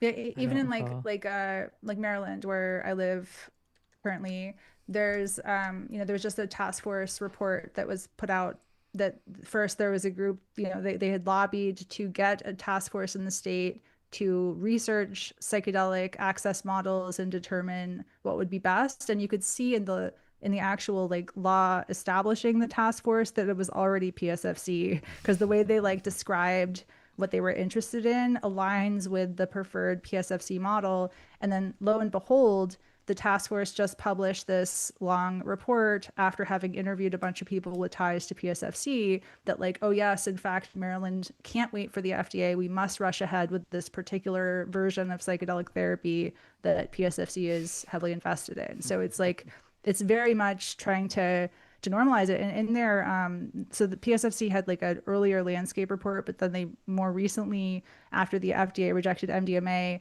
put out a new roadmap, and they fully emphasized that a huge priority for them is like regaining control of the narrative. So it's like they don't want to hear about any ethical concerns with like the way that they're going about doing things. They want to just ensure that people like us can't cause problems for them in the future by aligning with, you know, film people who are making movies to have like preferred storylines and to actually like broadcast and get this out to normalize it, the specific version of it. Right, full court press, flood the zone with all kinds of, and they have, you know, such a pole position when it comes to new media YouTube content with all these different kind of like non-political podcasters that have massive followings that I think they can enlist and have enlisted to normalize this, and like little, you know, fun new media stunts like this that just make it seem like cuddly and like, you know, like not as specific as it is, like just like, well, you know, a bunch of serious scientists must have come up with this because it looks so professional. And, you know, they definitely downplay like the right-wing political beliefs of a lot of the people bankrolling it, and just their general like weird pretensions and obsessions with like ruling the world, living forever, dominating all of us in like an MK Ultra like hellscape, like, you know, Aldous Huxley's like painless concentration camp of the future, which I think I brought up last time. It's crazy. Now actually, speaking of the PSFC, Neşe, what do you know kind of what their moves are right now since the MDMA FDA thing didn't get approved? Have they sort of circled their wagons and picked the next thing to target? Well, like I think Genevieve said in that live stream, she says they're like turning away from, they're less focused on funding research and more on funding access. So like put like even recently I saw they're like there's a Germany now has a expanded access sort of program for psychedelics, and they're funding for international like donations to help get people to that program, to like, you know, show how good it is, and to like support people to go through it. Same thing they're doing. Like in that roadmap I mentioned, they talked about the fact that Colorado and Oregon are not successful money-making programs, and so the way of dealing with that is, well, how about we fly in people from out of state to like kind of prop up this initiative. So it's like they're trying to plug people in to the existing programs that they've managed to open, and then, you know, the FDA is still a priority for them to kind of get this approved, whether psilocybin or MDMA, both. I mean, they're trying for both of them. And then the narrative control that I mentioned, that they want to work with influencers and to get this particular version of the narrative out there. I looked. It was Tracy Townsend who he thanks in the comments. Okay. Just to clarify. One more thing about the live stream. Did any of you notice, where was Mr. Beast? Oh, I didn't realize. I don't Mr. think Beast he showed was supposed up to be in it. He was advertised as being. He was on the flyer. Yeah. Wow. And you know, Mr. Beast just what I thought was especially kind of funny about the timing of that is like Mr. Beast just announced some kind of partnership with the Rockefeller Foundation to like turbocharge the philanthropy through Mr. Beast challenges or something like that, and which is like already Mr. Beast, like his vague sinister vibe was already enough without Rockefeller backing. But you know, the Rockefellers is something I've been aware of for a while, that like, you know, Dr. Richard Rockefeller is probably the best example, but like the Rockefeller family in general is pretty like into the psychedelic thing. and they're pretty still like people are funding it, and he was a huge supporter of MAPS. He died in a plane crash, I think, in 2013. But other members of his family are like very enthusiastic, the ayahuasca, psilocybin, LSD, you name it, and are still supporting this. So it was like funny then immediately Mr. Beast, who is like a content creator for kids, is going on the mushroom live stream, which is like, I mean, I know he doesn't have the most ethical reputation, but it's like a little bit like, oh, is Mr. Beast gonna be on to like make kids think this is like cool, because all the 12-year-olds watching are like obsessed with him. But then, I mean, he didn't. I don't know why. Maybe he thought it was like a little too spicy, a little too 18 plus for like to show up on it. It wasn't explained, I don't think, at any time. I don't think they said why he wasn't on. I didn't watch the very end, so I don't know who. I think I watched like the first like 5 hours. It was just on the background. It wasn't like when I was doing other things. It wasn't like I was. I did like the skim. I skimmed through the thumbnail through the whole thing. I skipped over Grimes' DJ set. I didn't listen to that. Talk about difficult. That was it was a strange DJ set. But but you could see it. It's just like a marketing exhibition for like this type of therapy and mixing it with the kind of longevity maxing kind of. I mean, really, Bryan Johnson, he was the creator of Venmo, right? Like he made a lot of money on Silicon Valley, right?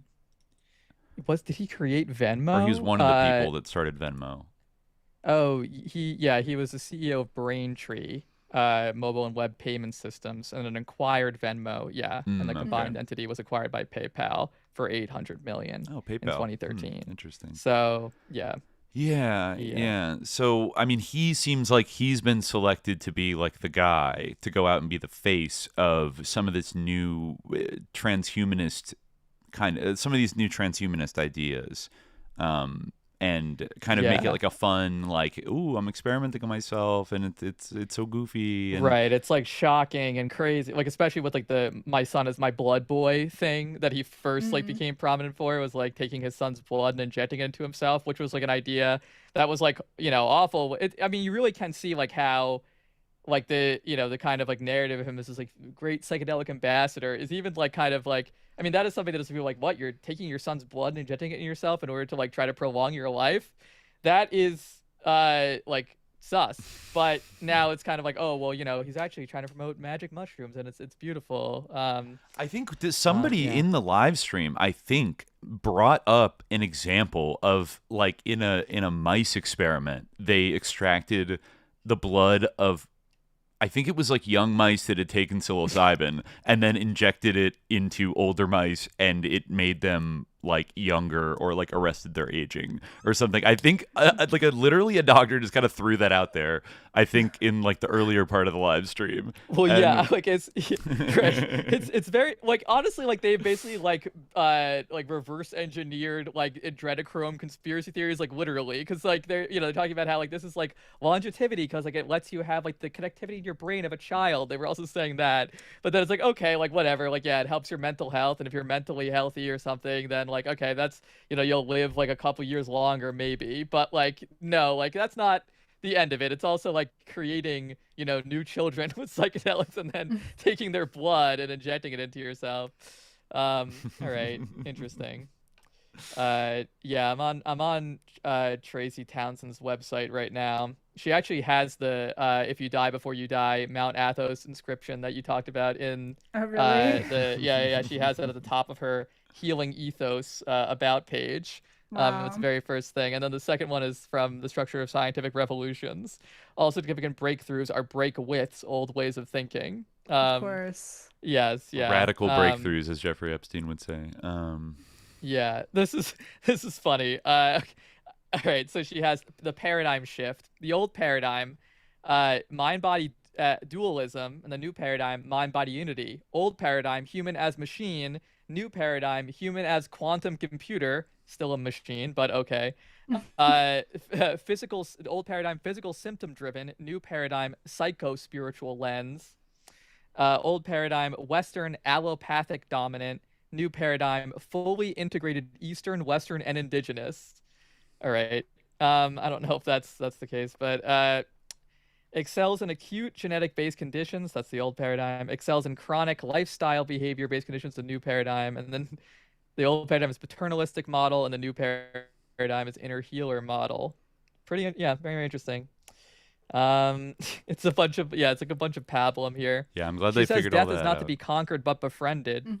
Yeah, death is not to be conqured but befriended. But I guess Bryan Johnson didn't read that part of the website. Yeah. Yeah, well, there's a lot of like just straight up pseudoscience that is just kind of like covered up by people who say, oh, it's indigenous, and so that way we can, it's a good thing that it's here. And part of the issue is that there's not a lot of like literacy in general in society right now, and then especially like science literacy and understanding that like data individual experiences are not like persuasive data in the context of like generating an evidence base for something. Like people don't really have that context, and so when people like me try to explain that the MAPS therapy is inherently pseudoscientific in a way that like reinforces true believers' confidence in the methodology, people don't even understand like what I'm saying. They don't have the like framework for that, and that's part of why I think it took me kind of getting in the room with some people to actually like lay it all out and explain and get past people's assumptions, because a lot of people have assumptions about these concepts that they kind of like aren't able to really hear what we've been saying. Yeah. I mean, it's interesting. There is this kind of like flexibility in terms of the discourse that's like instrumentalized. Like on one hand, like they use like science and kind of the like scientism and like the reverence people have for the idea of science as like objective to like, create the effect that you're saying, where it's like, well, how can you say that? Because actually this is scientific, and like what's scientific doesn't have anything to do with like belief or metaphysics or like these, kind of contingent ideas. It's all like what's completely objective and empirical. And like there's, lack of understanding of that. But also, of course, they like marshal other things as well. Like whatever's going to work on a given audience, whether it's like the vets thing or something else, like real, it's the only common denominator is like that we got to get this drug to make it available to people like by any means necessary. And I mean, I guess really part and parcel, but it doesn't actually, it's not actually independent of like how they want to present it and how they want to use it. They're presenting it as a neutral tool, the way maybe Stuart Brand would, of it's just a tool. And but as they all love to say, like, we make tools and then we mold ourselves to the uses of them. But I mean, that's kind of a scary like credo to live by when you're talking about psychedelics, which can mold you like in kind of like intense ways, so it's like just being like, I'm gonna let the acid, like this non-agent, like I don't know, it's like a non-agentic agent that is gonna mold me to the uses of it. It's still like I don't know, it feels like you're giving up something of like yourself and your own will to like decide for yourself how to mold yourself or your own experiences with it. But they're kind of telling you just to like let the quote unquote drug do the driving, but it's actually not even the drug. Like in this therapeutic context, it's their set and setting, like their power of the set and setting, right? That has a huge role in like determining how the tool shapes you, right? That's the nuance. It's like not understood. It's like they're like you're being attacked as like you oppose like all like medical, like you're like so anti-capitalist that like you just like hate, or like you're prohibitionist in some way, but like really like the main object of your critique is like this therapy and like this kind of complex around this. Yeah, well, because the whole MAPS therapy, like we're describing it euphemistically, like as I mentioned in my submission to the FDA, like they use terms to make it, to give an outsider who didn't know what they were actually doing a false impression of their therapy. So it's like they described it as non-directive, which made people think that they were just kind of like a trip sitter that is sitting there and just kind of like supporting as needed, of like getting you water or blanket or something like that. But it was actually a completely different idea, this like inner healer concept that came up there, the inner healing intelligence that comes from Grof. The idea is that you're when you're in this holotropic or psychedelic state, when your ego defenses are are less active and kind of subdued, then all of this inner trauma that you've collected in your body over your lifetime, leading all the way back to birth trauma, is just going to start pouring out and expressing itself. And they teach the therapist that they can telepathically attune to what is trying to emerge from the individual who is being treated, and to use touch to reenact trauma to help it express itself so that it can be released. And they do that because I've read a lot of descriptions of people who are working in this this methodology, and they'll say that you can kind of cultivate this capacity to discern, to feel that inner agency and what it's trying to express. But there are so many examples where in that context of true belief that these therapists are operating in, they can generate a feeling of external agency that is actually just their own projections, assumptions, and even biases. So it's as I write in some of my work, their therapy is a vector for bias, because it's one thing for rich people to be pampered in this rich context with therapists and have all the resources afterwards to put their lives in place. But if there are privileged facilitators working with inner city Baltimore people with PTSD, then their judgment call, their vibe read of the person might be oh, you have something demonic in you, or there's something you're resisting, when really it's actually just difference. I just think they're different from you. And so it's that's part of why it was we felt important to let people know, so that people could make more informed choices instead of being lulled into, as you were saying, Dimitri, giving up their own agency and actually making their own decisions. And just kind of it reminds me honestly of vampires, how coming to your house and how you have to invite them in. They're tricking people to identify with this parasitic kind of project of these very wealthy people, and to get on board with that and allow that into their hearts and minds. Right. Talk about a setting with no guardrails for potential abuse. It sounds ripe for that. By design, you're putting somebody in such a powerful position, even though they're a facilitator, or but it's kind of you're putting them in a guru position. If you're gonna force them, also the requirement on, you need to dredge out all your worst traumas now. You're on MDMA, and it's whoa. You know what I mean? That's one paradigm of approaching MDMA use. But I feel it's not the only one. But they're kind of acting like this is the one specific way you have to. It's actually the most responsible way to do it. When, I've always said that it's doing ecstasy with your best friends, and going to a rave with people that you feel safe with and trust is probably way less ripe for abuse than whatever the hell these people are doing. But it's gotten flipped on its head, where oh no, you don't know about that. That could be sus. But they pathologize the horizontal models of taking it with your own community. That's the dangerous thing for them. That has to be criminalized. And so they don't force people into their traumas, but the entire construct of you have this kind of suggestibility enhancing agent of the drug in a context of true belief, where the facilitators really believe that this approach of exercising trauma is what is therapeutically helpful. You are creating a condition where people, there's a big problem now, a big debate about recovered memories of abuse that don't end up being supportable from. And so it's when you're in that context of a power imbalance, where you're told you have to defer to the experts strongly believe in this particular vision of psychedelic therapy, people will have experiences that conform to the expectations of the facilitators. And this has been known in psychedelic therapy all the way back to early 20th century, where people were saying that isn't it interesting that psychedelic therapists that are Freudian have patients with Freudian experiences, and Jungians have patients with Jungian experiences.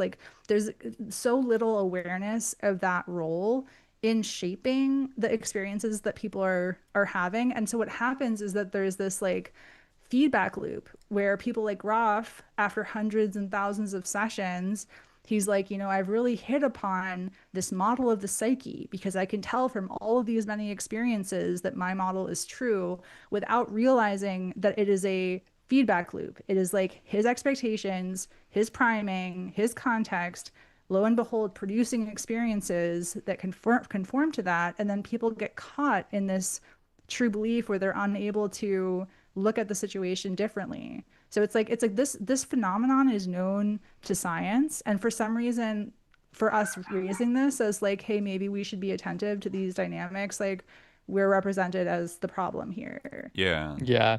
I mean, what it really is like a contest or like a sort of clash of like two like discourses, like where they are like very protective of like their official line, and they want to make sure that like this is interpreted in one way, and even that the drug is like experienced in one way, or the like the use of this and like what it means, like how it is useful is understood in one way, and like which is their way.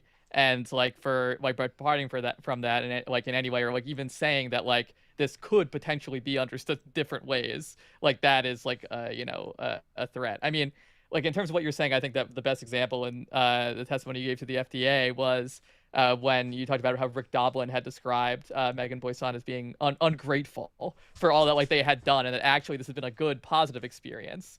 But like and so she like that was not he wasn't grateful enough for it, and that's really the problem was that she wasn't putting it in the right perspective or something. So I guess it's kind of the it goes both ways in a way where it's like even if someone is like recounting the experience in a particular way as traumatic or as abusive, that even that doesn't count.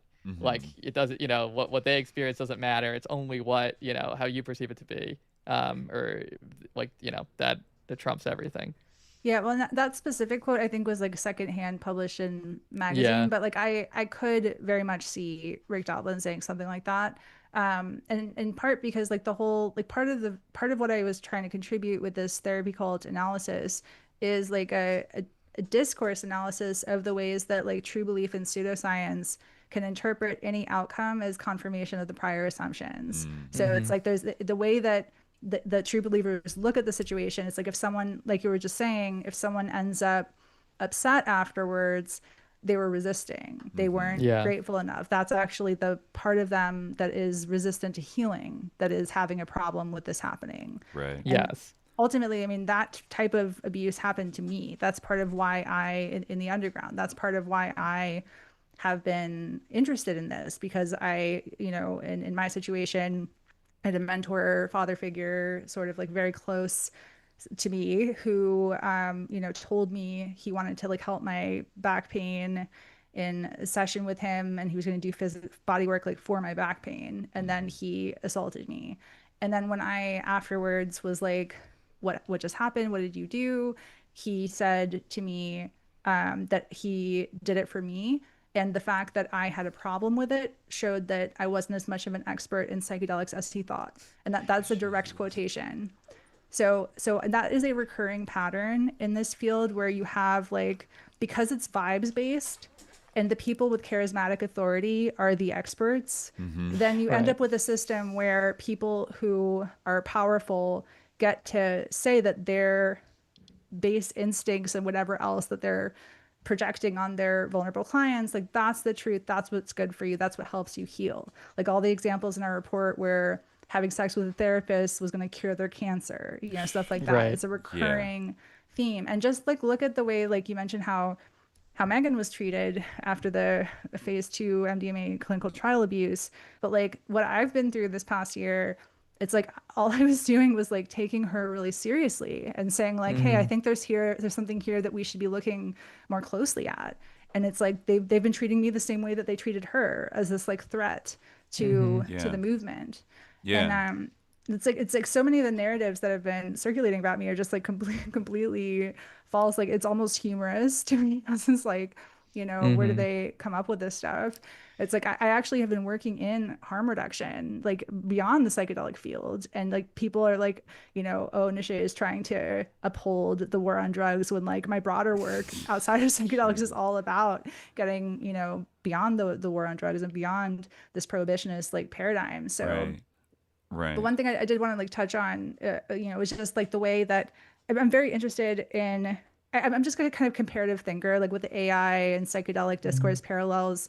So there's a lot of like zeitgeist stuff going on right now in like the online world, and especially like the online left, where people who just watch. Like, I'm a big follower of like Hassan Piker. I've been watching him for probably like 5 years now, and I've been really interested in that. There's like parallels between Hassan and Psymposia in terms of like our role in our respective communities. You know, psychedelics is like a much smaller world, but in the sense that he's kind of been like 10 toes down for like Palestine and stuff, and like really trying to stay focused and on message in the context of these like broader attacks against him and his reputation. And there are people on the right who are seeing how how Hassan is kind of like me in the sense that people can listen to him and start to understand the like leftist perspective on things, who might not have originally been open to leftist ideas. And so there's been an interesting parallel of like the ways that when like I was talking to you briefly before we got on streaming, the situation with the Kaya's like supposed shot caller, where there was this like clipped video of his dog yelping, and kind of there's this narrative that was pushed of like, he's such a terrible person, he's a monster, he's like trying to control his dog, like where it can be in the frame. And it got to be such a huge like talking point online. And it turns out that it was like advanced by Destiny's community, which is kind of parallel to what's been happening with Hamilton Morris's community, in the sense that like they have acknowledged like we knew that this was like, we could use this against him. And people who don't have a broader context for Hassan, who saw that, became completely convinced that he was this terrible person and that he abuses his dog.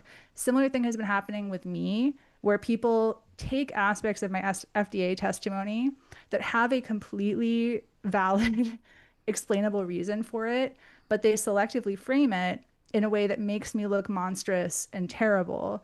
And the end result is to discourage people from taking me seriously and looking further into the ideas that I'm trying to communicate. And so it's like that inability to, it's like been so hard for us to kind of connect at Psymposia with the broader left, which I think would understand where we're coming from, unlike the far right reactionary psychedelic movement that has been kind of like taking the reins of this field.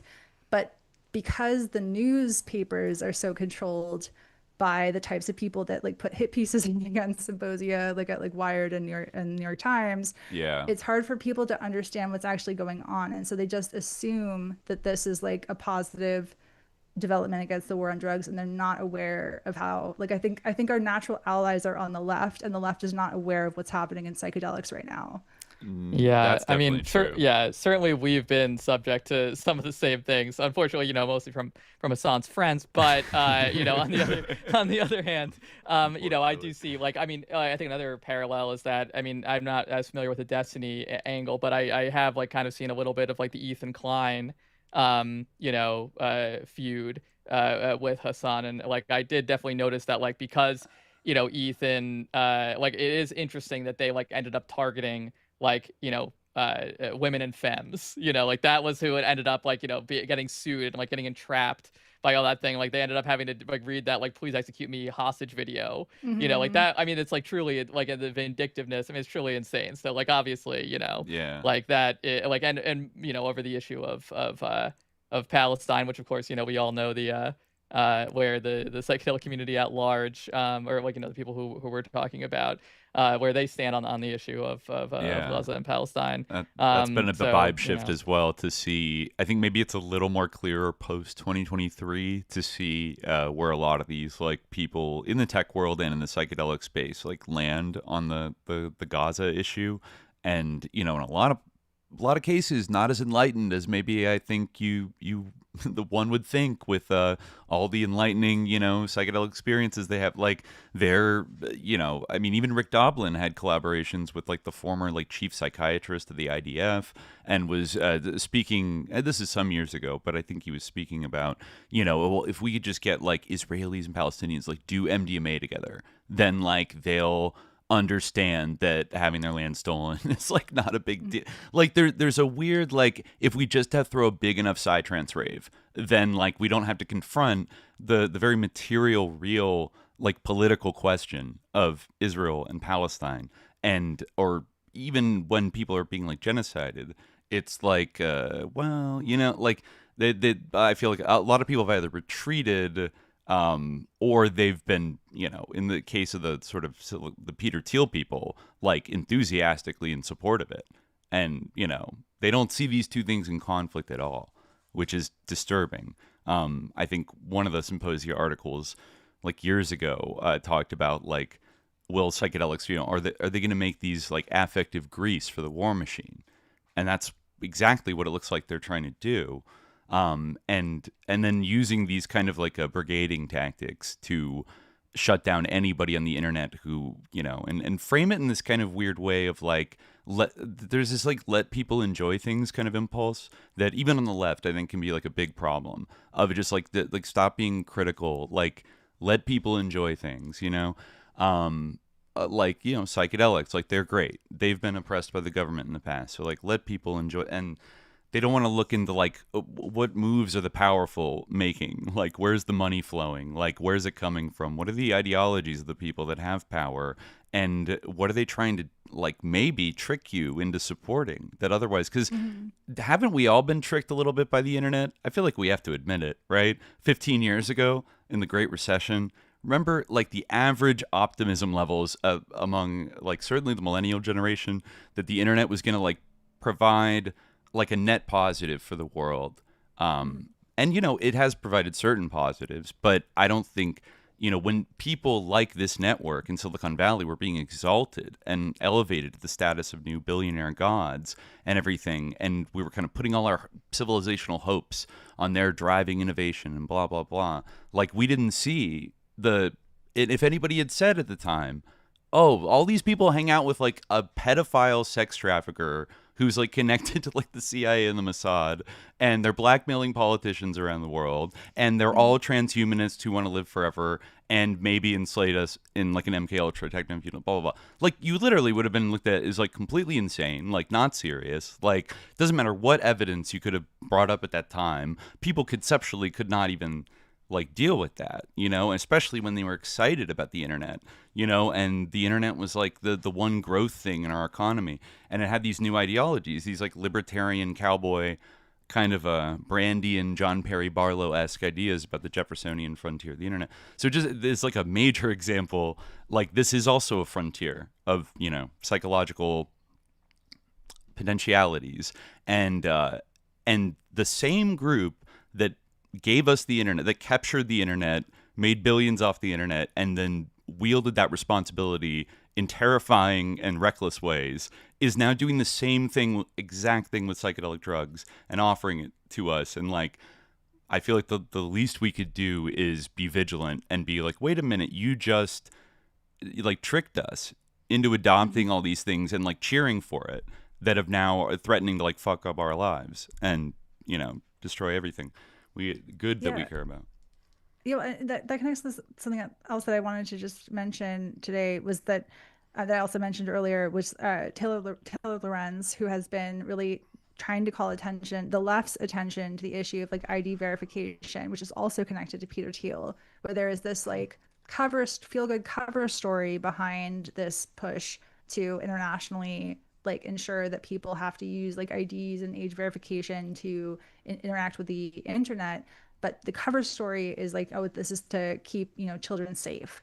And so people on the left are like, yeah, we're behind keeping children safe. And so like their radar is not like going off that like there's something to be paying attention to here. And so she has been trying to say like, hey, I am begging the left to pay attention to this. This is the cover story, is not the actual motivation here. And we are giving the keys to the internet to like further surveil and control what it is that we're seeing. And I feel like that's what I've been doing on the psychedelic field, where I am like hoping to connect with the left. And like one of the things, because I think like beyond the cover story of like, oh, this is getting past the war on drugs, and like understanding how this plays into a broader strategy of engineering consent for the billionaires like project for society, there's there's like the, oh yeah, sorry, I completely forgot the next point I was going to say. I'll mention if I remember. I just left my head. Using the ID verification for data, like more data tracking. I remember what I was going to say. So it's like and I actually wrote my master's thesis kind of like on this idea, like reading Jacques Derrida. So it's like kind of a specific example of it, but it was about how like power gets to label all of the like the people that are not in the interest of power with a story that looks to other people who are acting not in the interest of power as something to stay away from. And so it's like we end up isolated and separate from each other because they control the news, because they control the media, and people are not seeing the connections between all these different topics. And so like one thing that I hope that people are more able to do in the future is to look for the tactics, because the tactics of crushing people are the same in these different domains. And so it's like that hit piece in the New York Times, people should be able to see that and see how the rhetoric matches the rhetoric about Mamdani. And for people on the left, it should be what's going on over there? Like, why are they doing that against this group? And like trying to build bridges and reaching out. But what I'm seeing so far is that people are kind of accepting that, like, oh, I don't trust that group. That group sounds like sus because this hit piece was in. But it's like there's rhetorical things that you can learn to read to see that these tactics are at play. And that can help, I think, us alert ourselves to the other freedom fighters who are working in different domains. Well, I mean, it's interesting because, I mean, I think that is an interesting analogy with the Taylor Lorenz thing, because it is true. Like, on one hand, it's like, yeah, like, you know, certainly like the internet in general and like some of the things on the internet like are certainly like harmful to like young people. So like viscerally, you're like, yeah, objecting to that. But when you think about it, it's like, okay, well, how are they going to verify our ages? They're going to like, you know, have a complete way to like, you know, monitor who is using any website at any given time, and like have this a greater access to like your browsing and like all of your activity. And like you even can see, as I was saying before, like the overlap with like the surveillance sort of the creeping surveillance in general. Like, and this is something that was definitely an interest of Jeffrey Epstein, was recently talking about, like, you know, wearable health devices and implants and things like that, which, you know, biohacking, which a lot of these same people are all very interested in. Like, you know, these are like, you know, oh, you know, your doctor, like whoever, can always have access to, you know, all your medical information because you have like an implant in your brain or something like that. It's like, well, you know, is this just like the last frontier of biopolitics, where like this is just going to be total surveillance of not only everything that you say like in a public forum, but also everything that like you know, every emotional response that you have, every like endocrinal like pulse, every like, you know, like they'll be able to tell like when you're having sex or something like that, you know, because they're monitoring you, you know, that's being logged somewhere or something like that. It's like it's just kind of a weird situation. And they can control what you see as well. So it's like they're measuring what you're already doing, but then they can like limit, because this is a big reason for a lot of this. It is the way that footage from Palestine has circulated around the world. Like they don't like they didn't like Psymposia having an impact. They didn't like that was causing problems for their project, and so they're trying to find ways to not change their project, but to prevent anything from interrupting what they're trying to do. Every video of like the carnage in Gaza will be like 21 plus or 25 plus. However old you need to be fully indoctrinated to Zionism, like you won't be able to watch that video. Upload your driver's license to watch content. Every fix is just another way to like deepen control and surveillance, basically. That's what I feel like every so-called solution or innovation at this point is just to optimize the controlling us aspects of the current system that exists. And so they're taking like real problems, like there are, you know, there's dangerous content online for kids. That's a real problem.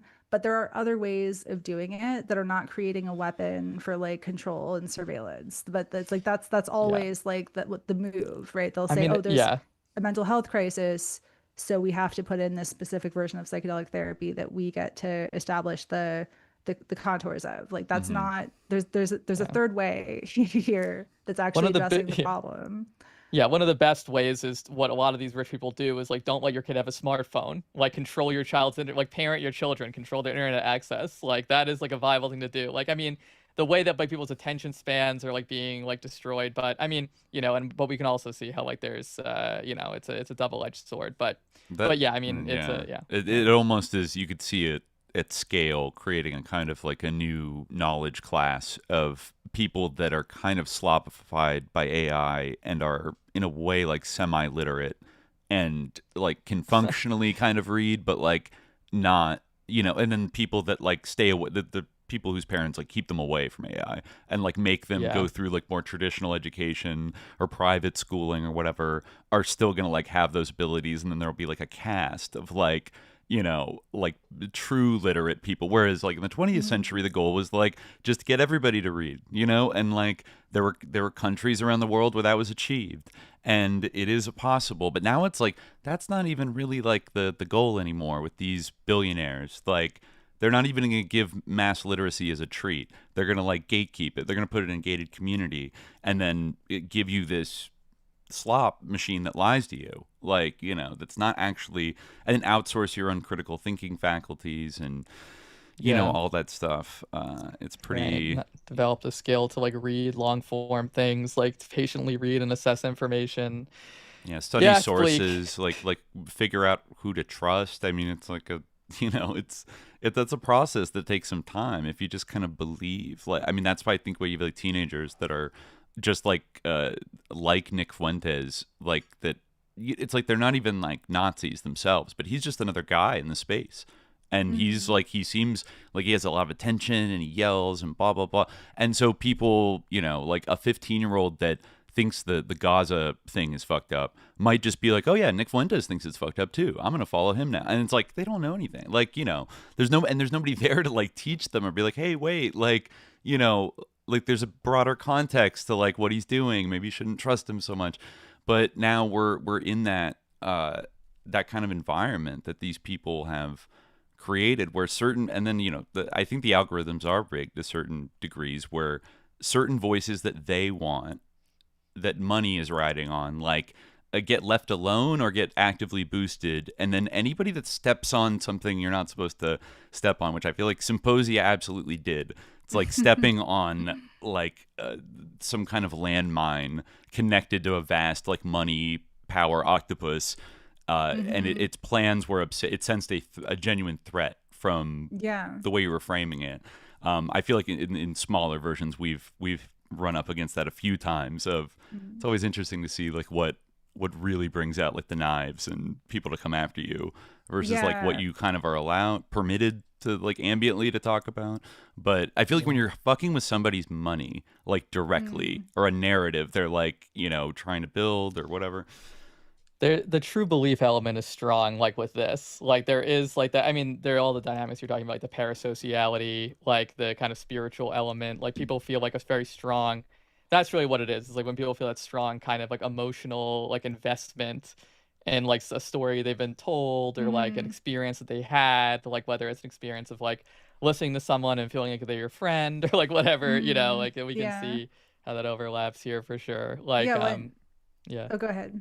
Oh no, you know, you go ahead. Because this connection of like how like the psychedelic field is very Zionist, like on the whole, and I think that there's like a lot of reasons for that, and you know, because what you were saying is that like people, you know, people who are just raised to believe a certain narrative and to strongly identify with that narrative, and to know people who buy into that project, who you see as like close people, who are good people and you trust them, anyone who challenges that frame, it's easier to believe that they're just some bad actor coming in to wreck things than to fundamentally question something that's so connected to your identity and your sense of meaning and worldview.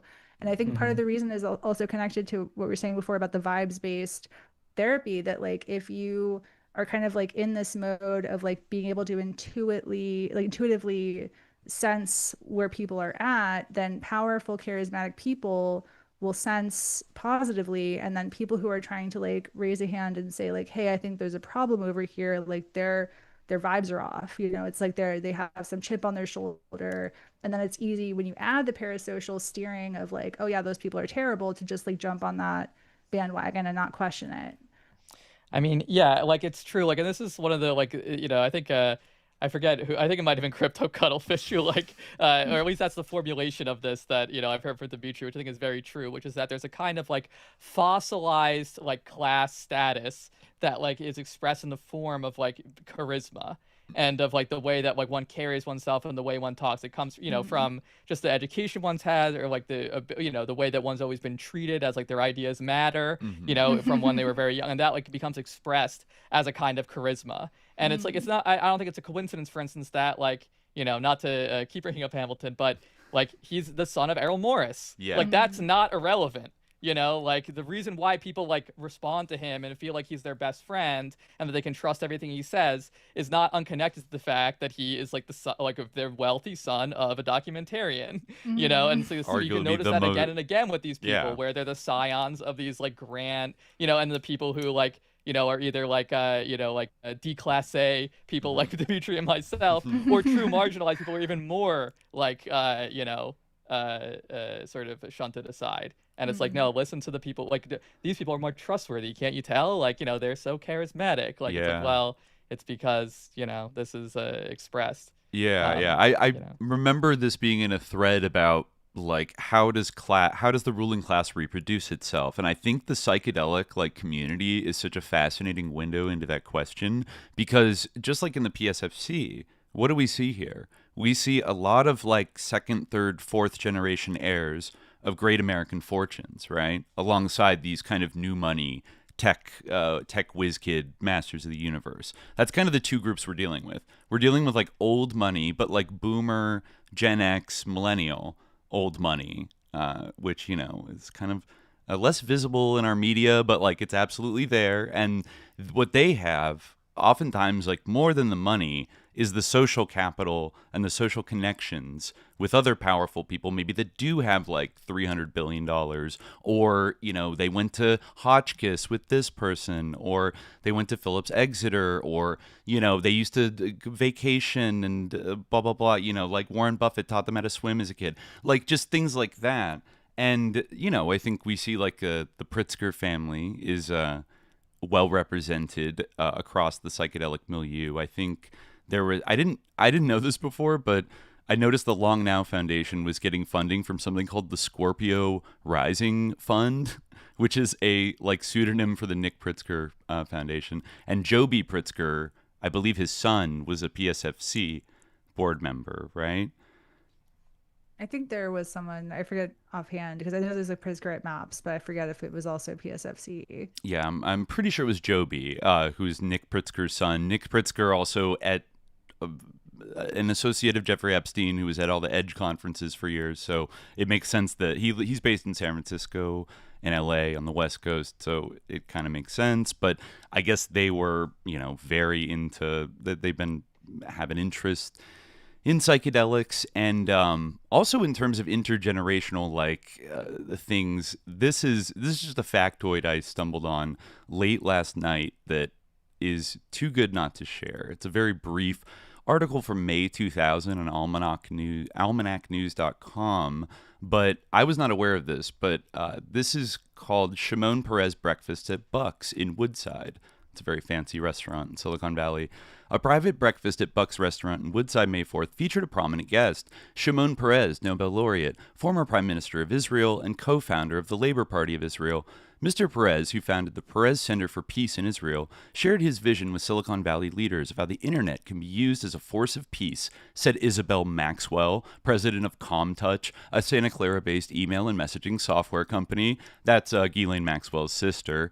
But going on, he discussed practical means of realizing that vision in the Middle East and beyond, said Miss Maxwell, who hosted the breakfast. She was recently appointed a member of the Board of Governors in the Peres Center for Peace. Attending the breakfast were Tim Kugel of Yahoo, Les Vadas of Intel, and Steve Jurvetson of Draper Fisher Jurvetson. This is part of Mr. Perez's private tour of the United States. So just to throw that out there, Steve Jurvetson was pretty close friends with Ghislaine Maxwell's sister, who was a Silicon Valley millionaire in the 90s, along with Christine Maxwell. And one of them was on the board of the Santa Fe Institute starting in the early 90s when Robert Maxwell started funding it before his mysterious death. But I don't know, that just, it brings it back. So that's, back in 2000. And then the proliferation of abusers, the gaslighting, the delusions of power, like so much of the behavior of this network, like Steve Jurvetson got kicked out of his, VC firm for Me Too related things, correct? In 2017, like they have a similar level of entitlement and a capacity to look at people as like NPCs and abuse them, and these delusions of power. So I don't know. Gonna have to look more into that about Steve Jurvetson being like hanging out with Shimon Peres and Ghislaine's sister. This is the height of Epstein's first, run with, making all these famous friends and flying them around the world. And so, it's not just his own little crimes or the crimes of MAPS therapists, but he's kind of connected to the biggest one of them all. And I don't know. I don't know what we do with that. But also Epstein allegedly introduced Kimball Musk, Elon Musk's brother, to a girl, and then they became like, boyfriend and girlfriend in about 2011, 2012.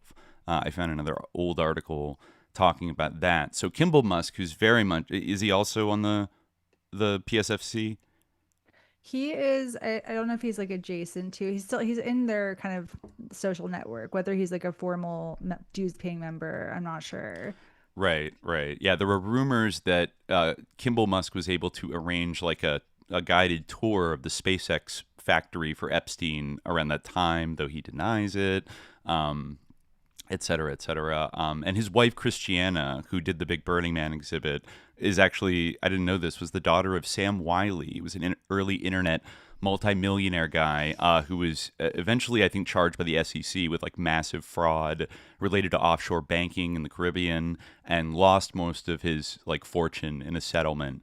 And then his daughter ended up marrying Kimball Musk. So, I mean, one thing I see in common between, say, her and the Maxwells is, they came from this very wealthy world, and then their fathers committed great frauds and like lost most of their fortune. And so they had the social capital, right? Remember, like a lot of people have pointed this out with Epstein and Ghislaine Maxwell, that she had the social capital. He had like the raw money, however he got it. But, he was the one that like had the cash. That's what she needed. And she could confer respectability. She could introduce him to the British royal family and all these other people.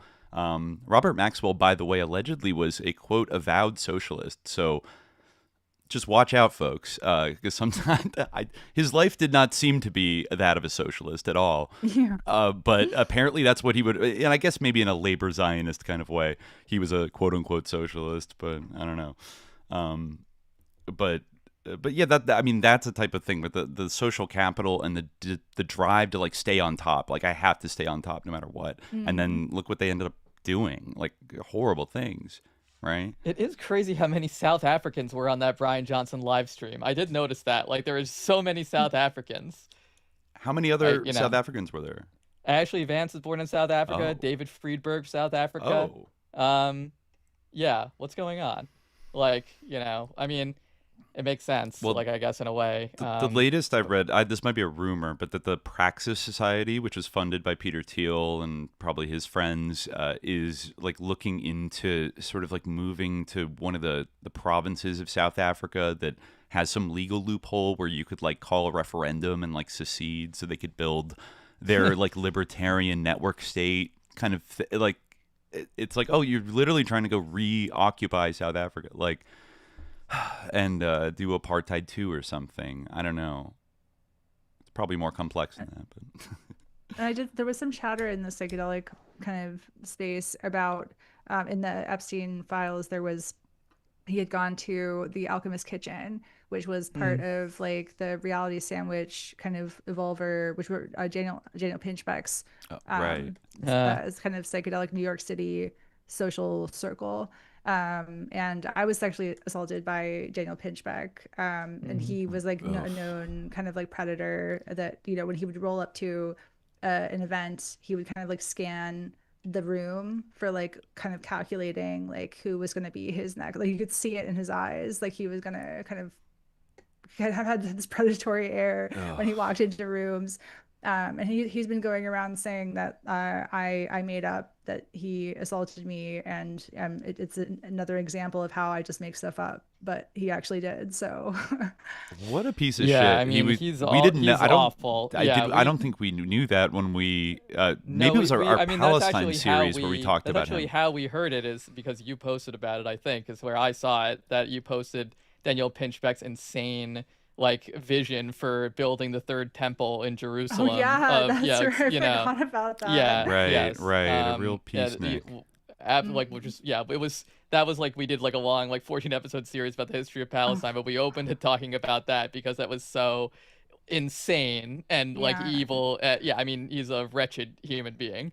It's quite obvious. Like, that's one of the most unhinged things I've ever read. Yeah, it was like an insane psytrance, like Fantasia, like fantasy about. It would be like a holographic temple. The drones, like a drone show. Yeah, drone show temple. It was like a Burning Man, like psychedelic art installation that would be superimposed over Masjid al-Aqsa. Like, no one wants to go to that. Like, no one wants to walk through a hologram of like a triumphalist temple to go pray. Like. Anyway, I mean that, like, you can totally see. I mean, if you talking about, you know, power trip and all those things, you can see how, like, and this kind of goes to the kind of the gendered angle to some of the backlash that like we see. Like, there's totally like this incredibly like predatory strain in like the psychedelic underground, which is, you know, like and also the psychedelic above ground increasingly, you know, but it has especially in this connection with Jeffrey Epstein for sure. So I mean, they're natural friends. I mean, like like Deepak Chopra and people like that are in the Epstein files, like Rob Doss, all these people, you know. So like Epstein and him went to the Alchemist Kitchen together, I'm pretty sure. Really? Right. Yes. Yeah. That exactly. Yes. I remember now. In fact, yeah, didn't we read that? Did we remark on like how like that was odd there that they were at the Alchemist Kitchen? I don't know. Yeah, but they were like aware of the psychedelic scene, like for sure. I'm sure. Right. Yeah. Yeah. Yes. Yeah, I think maybe there might be more direct connections. So far, not as many have come out about Jeffrey Epstein being like deliberate, like very targeted, like funding like psychedelic type research, though he has funded groups, like organizations that are interested in that type, like the Edge Foundation, which, you know, has had Rick Doblin and, you know, has been definitely like a supporter of the kind of MAPS milieu for a long time. And I don't know if he ever gave money to the Long Now Foundation, but again, it's kind of like they're kind of like the East Coast, West Coast version of the same network in a lot of ways. It's all the same people. I was a little disturbed to see that Gavin Newsom gave a talk at the Long Now Foundation back in 2008. And if he's president, he, you know, grows up, like comes from upper class San Francisco, that type of set, that sort of bourgeoisie of San Francisco, very intimately, you know, familiar with psychedelics and in some cases like funding, you know, various things. And the Getty family has been, the J. Paul Getty Jr. and Gordon Getty were, you know, big supporters for years. But I mean, like, and I mean, another thing is that, like, as we were talking about, like the whole, like, kind of convergence of like the sort of fields or like the circles that Jeffrey Epstein was in with the world of psychedelics was still, like, you know, incipient for like most of his, like, the time when he was active, and even like, you know, at the very end of his life. Like, we've seen this escalate so much. Like, we've seen, like, and now it's like kind of like open. Like, I think like Psymposia was kind of sensitive to it, like, you know, early on. But now it's like, you know, flagrant, and they like, they don't care. They rub it in our faces, you know. So it's, yeah, like at the like all the things that he was so into, like, you know, like putting chips in people's brains, living forever, like transcending humanity, artificial intelligence, which he was deeply interested in. Like all these things now are part of a complex with psychedelics. Like they're packaged together in this kind of like boutique narrative that like these sort of you know, overlapping cliques have. It's the whole forward. tescrial kind of nexus of like these over like long-termism, like effective altruism, sort of the psychedelic utopianism. Like they heavily overlap. And then like the the Machine Intelligence Research Institute, you know, which the Zizians broke away from. I'm pretty sure Epstein funded MIRI, and so did Peter Thiel and all these other people. So yeah, like they're all kind of merging into this like blob of I don't know, of ideologies that are not good. They're not good. Yeah, I mean, like I think you in particular, Neşe, like in your work, have described like really well, like what this particular ideology is. You know, like what it is. Like it's not necessarily just like a you know, a blob of like these unrelated things. Like they all kind of converge into like a pretty coherent belief system, even though if you actually like state their ideas explicitly, like it's kind of like what, like at the same time, like it does kind of have a coherence.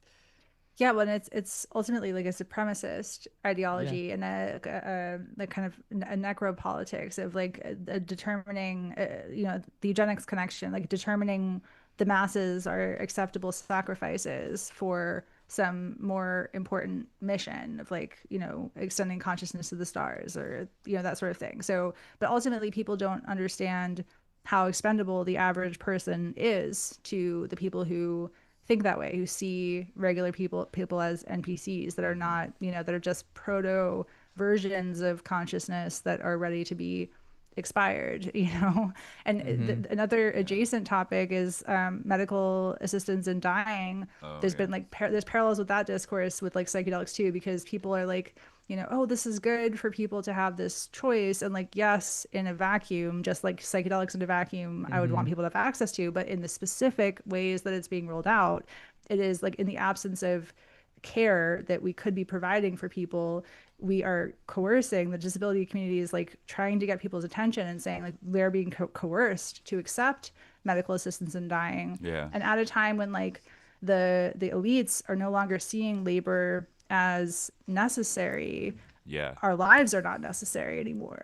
That's the scariest elephant in the room, is that if they get good enough at building these like humanoid robots that can like carry stuff and do a lot of like, you know, the factory work and whatever, that's like manual based labor that's not automated yet. I still think maybe it's a little far out, but it's on a horizon for them. They're all investing in it.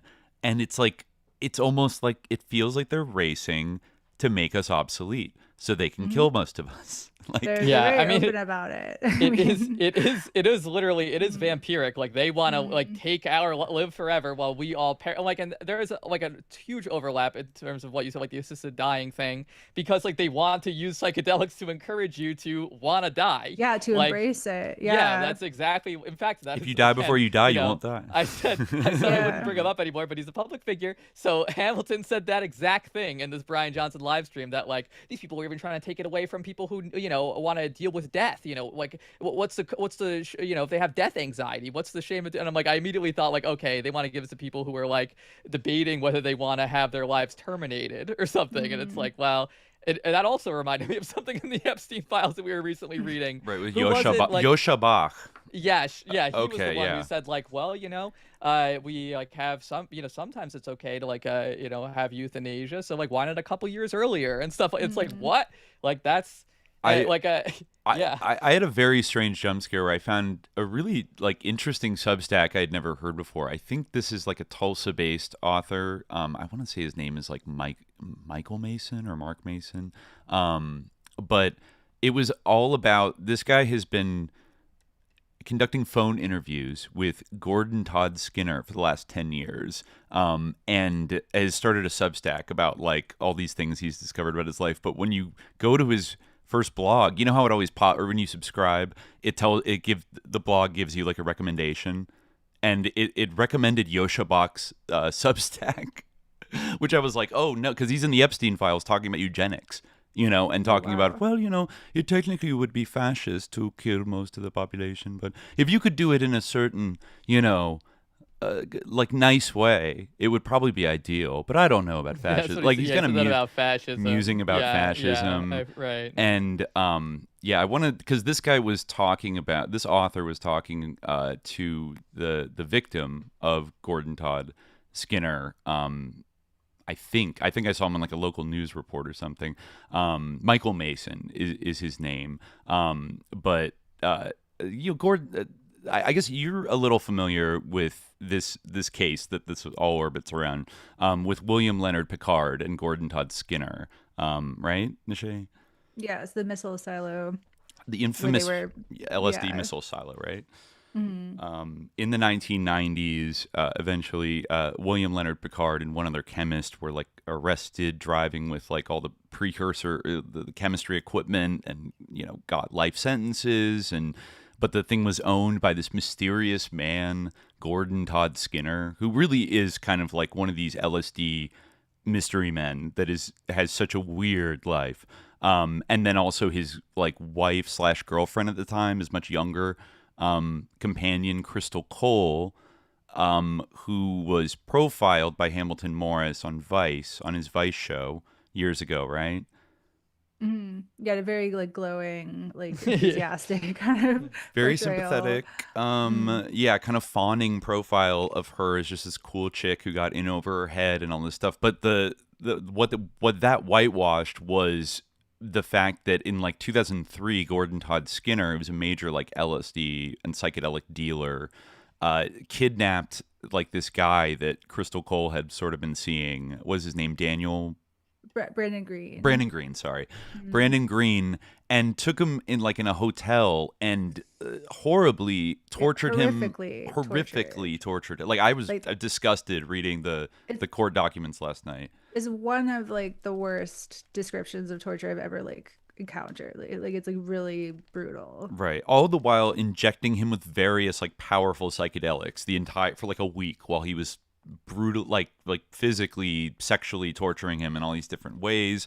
And the way Crystal Cole tells it in her little glowing profile on Vice with Hamilton is that Gordon Todd Skinner was this big scary evil guy, and he like forced her to he kidnapped her too, and she couldn't do anything about it. But then in the telling of the individual who was tortured, like she lured him to get kidnapped, and then was like participating in it kind of, and like taunting him and like and being really like psychopathic and everything, and then eventually like ratted on William Leonard Pickard and the other chemist, to get herself out of being charged with being involved with LSD manufacturing, and then became like a psychedelic influencer on YouTube in the early 2010s with a website called Neurosoup, where it was very kind of, I think it seemed like she hung out a lot with Alex Gray and that kind of like, the psychedelic artist guy. She had a lot of videos of him at like Burning Man, like talking and stuff. And I'm not sure, like ultimately, it seems like she dropped off the grid at some point and completely stopped doing like psychedelic sort of influencer stuff, and now just like paints like paintings on YouTube. Yeah, there had been a like kind of a concerted effort on like forums like Shroomery and stuff, like because she was like speaking places as well, and people kind of mobilized to like let people know like this, she was involved in this really horrific torture, and like, do we really want to support this kind of like thing? And so I think that might have contributed to the fact that she kind of left that world a bit behind. Like it might not have been the only factor, but I definitely saw that playing out on the forums. There was like people were aware of that incident. Right. After despite Hamilton's best efforts to make her just seem like a cool chick who lived in a rad bunker and it was epic, and like maybe some crazy things happened along the way, but it's like, no, she like participated in like evil like torturing and shit, and then it had like lifelong impact on, like, including physical impact on Brandon Green. So he's been speaking out more recently about it. So if anyone's interested, like, he's kind of come out a bit more openly with the story. But there's a lot of the like legal documentations online. I mean, he almost died after he got out of there and was like found on the side of a highway, got to the hospital like essentially just in time to kind of like save his life. But it was like a really horrific situation. And I do think that is a factor in Hamilton's kind of like fixation with us, is that like there were a few early things that we were like, hey, like maybe don't like glorify someone who participated in that kind of torture, right? And kind of like just pointing out how this journalist of psychedelics is now working for a Peter Thiel funded company. Like there's things over the years that we've just pointed to, like we haven't like pursued him and like caused it, but I think he genuinely sees us as like an possibly rightfully so as an existential threat to his platform, because it's like the kind of analysis that we have. My feeling is that he has some skeletons in his closet. It's just kind of like my read of him, and it's in his interest to make sure that people with the kind of analysis that we do are not listened to in this space. I think he certainly has some skill. I mean, I remember him. Yeah, I remember him specifically taking shots at New York Magazine for talking about like just giving like a slightest glimpse into the closet of Hamilton Morris. In that article about his former kind of I guess basically his personal assistant, almost someone who was like doing a lot of the work like for his show. Who, yeah, it seems like Hamilton did not do his proper duty as a friend to him, to say the least. I encourage people to read that article. But to say the least. Like I'd probably put money on maybe a few skeletons being there, given just this track record of like not caring when kind of presenting something in a kind of irresponsible way, whether it's like a person who's done really bad things and you just want to make them look cool, or it's like being kind of one-dimensionally positive about like all like the way he loves talking about PCP and how cool it is, and the guy made it is so cool and they're best friends, and like, or even talk about a sacred cow, Alexander Shulgin, which like I get why people love Alexander Shulgin that are interested in psychedelics, obviously, right? He's an important historical figure. He kind of rediscovered MDMA, he invented 2CB and all these other things, and was a jolly old man on the circuit who was just doing it for the love of the chemistry and whatever. But like he also had associations that were a little bit like, okay, like he was a member of Bohemian Grove. He was basically a DEA like asset for decades. Like he had some kind of arrangement with the DEA where he would help them, and then they wouldn't like bust his lab. And he was never handled with criminal gloves. It was always like he was administratively handled.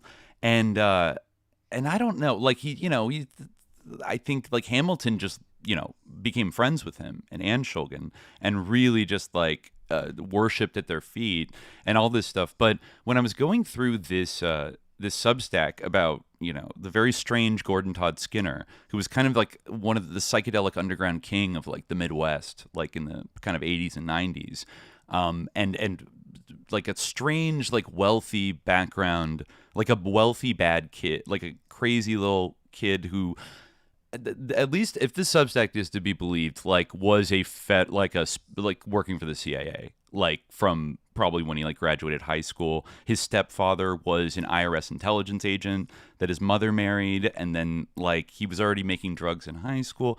There's like a whole bunch of stuff, but he mentions like a couple things, interesting stories like from jail in this to the journalist, and one of them is like he was really good friends with this guy who tortured somebody almost to death, and was like a rapist and a sicko, like a freak who was always protected. He never went to jail for the LSD missile silo because he was a government informant, right? Everybody knows that. But like his deeper, and he wasn't just like a scumbag who became an informant. He was a deeper like asset of like the United States government, and he was very good friends with Alexander Shulgin, and Shulgin even took him to Bohemian Grove, and he told a story about it. This would have been in the 90s. They went to Bohemian Grove, where some of the most powerful right-wing people, go to do whatever they do. And he describes this very, like, eyes wide shut kind of moment where somebody at the Grove, like, came to them and was like, hey, like, Shulgin, like, I need your help. And he took him over to some grove where there were two young women who were, like, not very well clothed, having a very bad acid trip. And he was like, "You're the psychedelic expert here. Like, can you talk them out of having a bad trip?" And Gordon Todd Skinner describes like him and Shulgin. They eventually like got down in the dirt and rolled around and pretended to be on acid with them because they had experience that's what really works. Is the kind of role play and then like convince them whatever.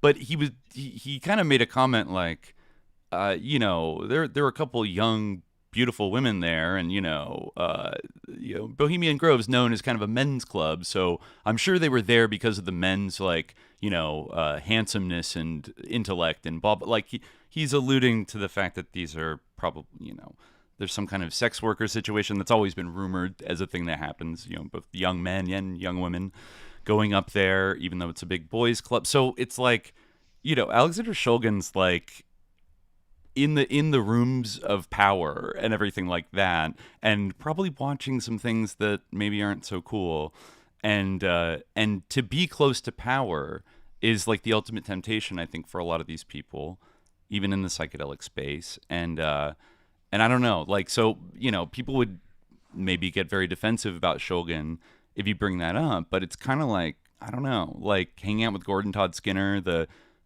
psychopathic CIA like LSD operative guy. I mean, what do y'all think about that? I don't know. I mean, he was like a collaborator with the DEA too, wasn't he? As we talked about last time, like, you know, and yeah. Shulgin was, yeah. They had a relation. They had like a complex relationship, but one that allowed, because they would bring him, I think, street drugs to sort of test and analyze and things like that. But then William Leonard Pickard is also, he was released in 2020, right? And he initially got a life sentence. And now he's on the circuit of, you know, psychedelic conferences, and he's very cool with Hamilton Morris.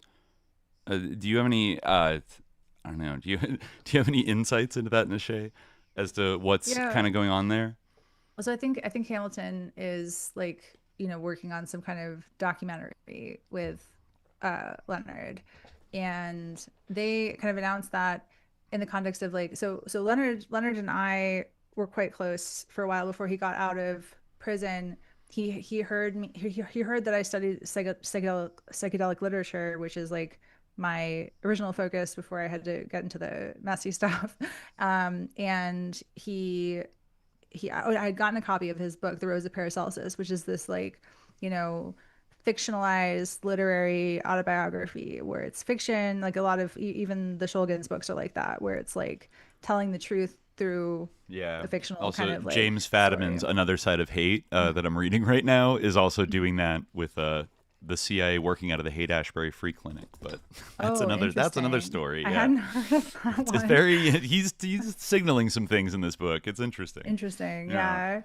And so Leonard, like when he was in prison, he would like call me and like we would like write back and forth and like email like about, I would read his book and tell him what I thought and ask kind of questions, and we had kind of a correspondence, and we were quite close. Like when I had like a breakup, I was like calling it, you know, he called me and I was like crying, getting his input. So but then he got out, and the first like year or so after he was out, he was doing a lot of conference talks where he would put up 2 slides, like one of Hamilton, and kind of like speak to the great work Hamilton was doing, and then he would put up a slide about me and talk about the work that I was doing. So we were the two of us were like people that he was like lifting up in the immediate aftermath of getting out, which I find really interesting, just the way that things have kind of played out. Yeah, fascinating. Hamilton is like, but I you know, I can see the ways that Leonard's kind of proximity to power, and like, cause he's a useful asset as this like storied guy who got out of prison, life sentence, like he's being feted, you know, by a lot of these powerful interests in the space.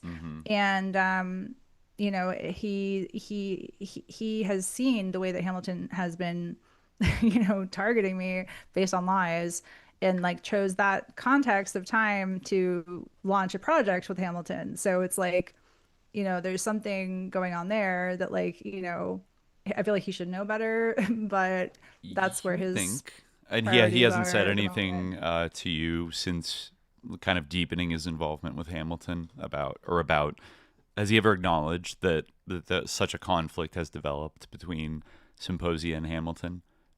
Yeah, I mean, I've had a few conversations with him about it, with just like, like the fact that, because he knows that the lies are lies, like he knows that this narrative that's being pushed, that's causing, like pretty like what should be, I think, unacceptable rhetoric. I mean, that Channel 5 video that came out, that was like the week after Charlie Kirk was like exactly. Yeah, emotions were high. And didn't he say, how do we take down these bastards or something? Well, it was exactly like the type of thing Kash Patel was saying about like these sort of leftist terrorists. Yeah, that's exactly. It was riding a wave of that, honestly. And he knows those are lies. Like, he doesn't believe that. Like, he was lying. And it was like, honestly, like, I know that, like, I don't expect him to say anything nice about Psymposia. However, like, I know, like, that, he doesn't like you for the reasons that you've stated. You're an existentialist for him, as you should be. But, like, I still was shocked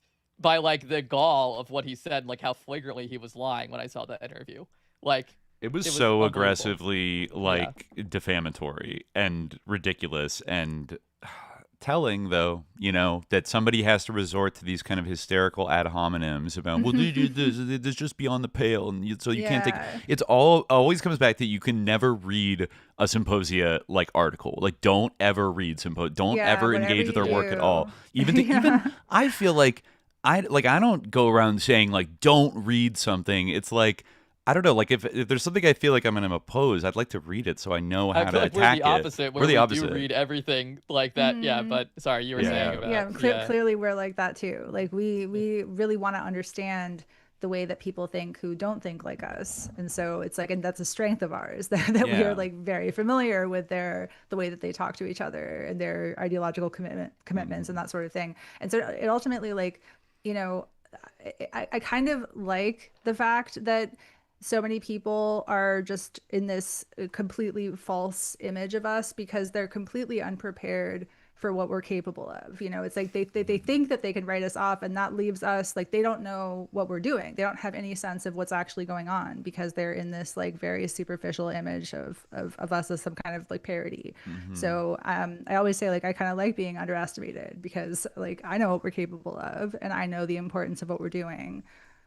100%. Yeah, when they see the 200-page report, with so many receipts attached to it and, references for everything, like, it is, I think it is going to cause people to, like, the people that do look are going to actually engage with it and be surprised that this is not what all their favorite little gurus are telling them, which is like, oh, it's so stupid.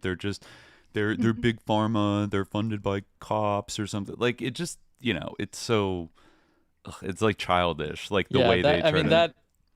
That is like totally Darvo. Like, as we said, like it's like reverse victim and offender. Like the idea that like you're somehow like these paid agents, when it's like, you can just and their small bean routine is getting harder to put up. Like, for a while, you could say Maps, like, 20, 30 years ago was like a kind of underdog, a marginal player in the culture. But now with all these like tech people backing it, it's like, you're not a little small bean. You're not like exempt from being able to, it's not like out of bounds to like criticize the most powerful people in the country or the people that have the most influence of anybody. If they're saying some bullshit, Hamilton could always change. Hamilton could stop like interpreting, like promoting sus versions of like psychedelic use and and papering over, often just through a mission of like engaging with them on like a social media thing like that live stream, without like anybody acknowledging, like, hey,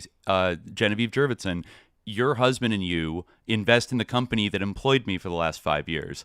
He just doesn't say that. Oh, I've been working in university, blah, blah, blah. Like, shut the fuck up. Like you just start being real about, like, if you really believe in Peter Thiel and Steve Jurvetson's, version of psychedelics, like, I don't know, say it with your chest, or better, maybe do some reflection, like. I mean, a lot of it does rely on like not seeing these like connections. Like, I think that like, there's like, it's crazy how like many people like, there's always these figures that like are put up to kind of like, catch like certain demographics, and it's obvious that Hamilton is one, and it like and many people see him in a certain way, but when you see like who he associates with and like it, I feel like that but yeah, it's papered over. But I was wondering, like, in terms of like going back to Pickard for a second, do you see any like connection between, in terms of like psychedelic literature, do you see like any connection between like the Rose of Paracelsus and like this kind of image of like sort of a psychedelic aristocracy? Like, because I know that's like a sort of an element, like an esoteric kind of order, is the sort of like the sort of LSD synthesizers and that book. Do you see like any parallel between like this kind of psychedelic literature and like the kind of ideology that we're seeing now, like becoming so core to, or I guess part of like your thesis is how this does emerge from the psychedelic underground, but I'm wondering if you see like a lineage there. Yeah, that's a really good question. So I think in like the Rose of Paracelsus, there's kind of like one aspect of the story is that there is this like cosmic battle between the forces that are trying to liberate consciousness and the forces that are trying to restrict consciousness.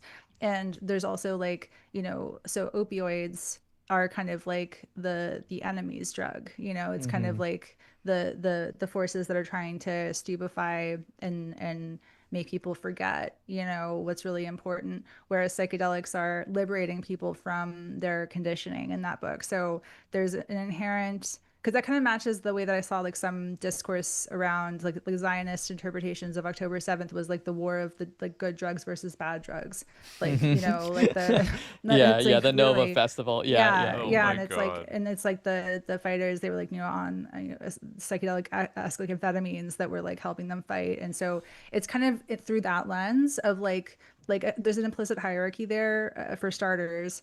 And then there's also some other details, like there is a demonic exorcism scene that occurs through like sexual like touch that is not consented to. And there was like a conversation, I saw someone asked him at a Breaking Convention conference, psychedelics conference a few years ago, someone went to Q&A and like asked about that scene, because it's like there's this big problem in the psychedelic underground of like people feeling entitled to like use sexual touch as like some kind of exorcism of healing.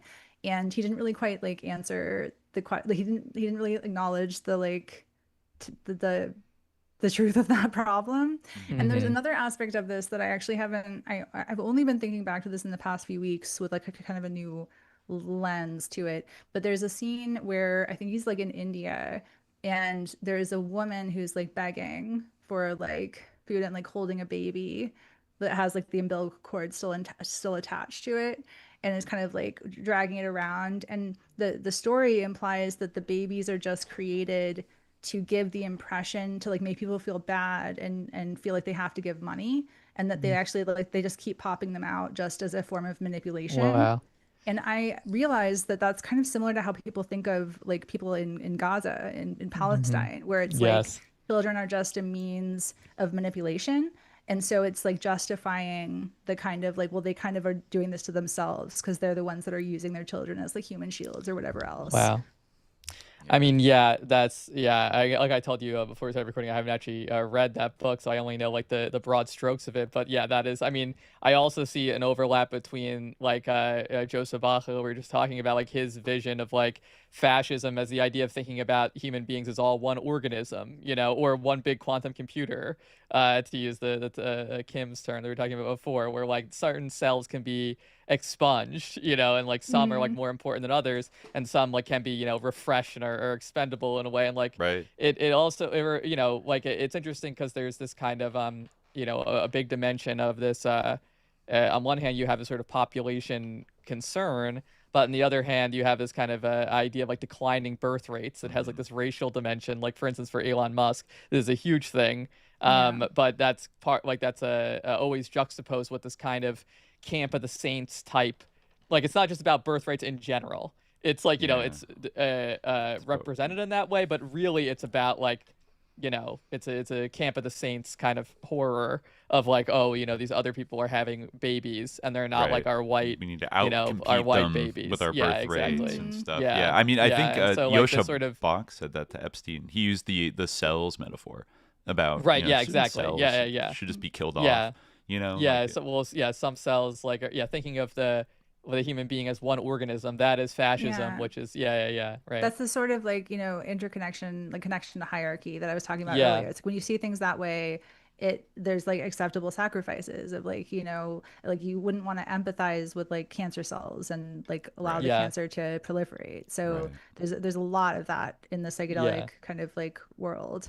So, but I still do think that there's this kernel of radical creative potential in psychedelics, but that's just kind of being pushed down by this focus on extending imperialism through psychedelics. And so one thing that I was glad that you all actually picked up on in the Psychedelic Syndicate, because I did a lot of the kind of the architecture for that and the ways that the sections flow into the kind of the structure of it.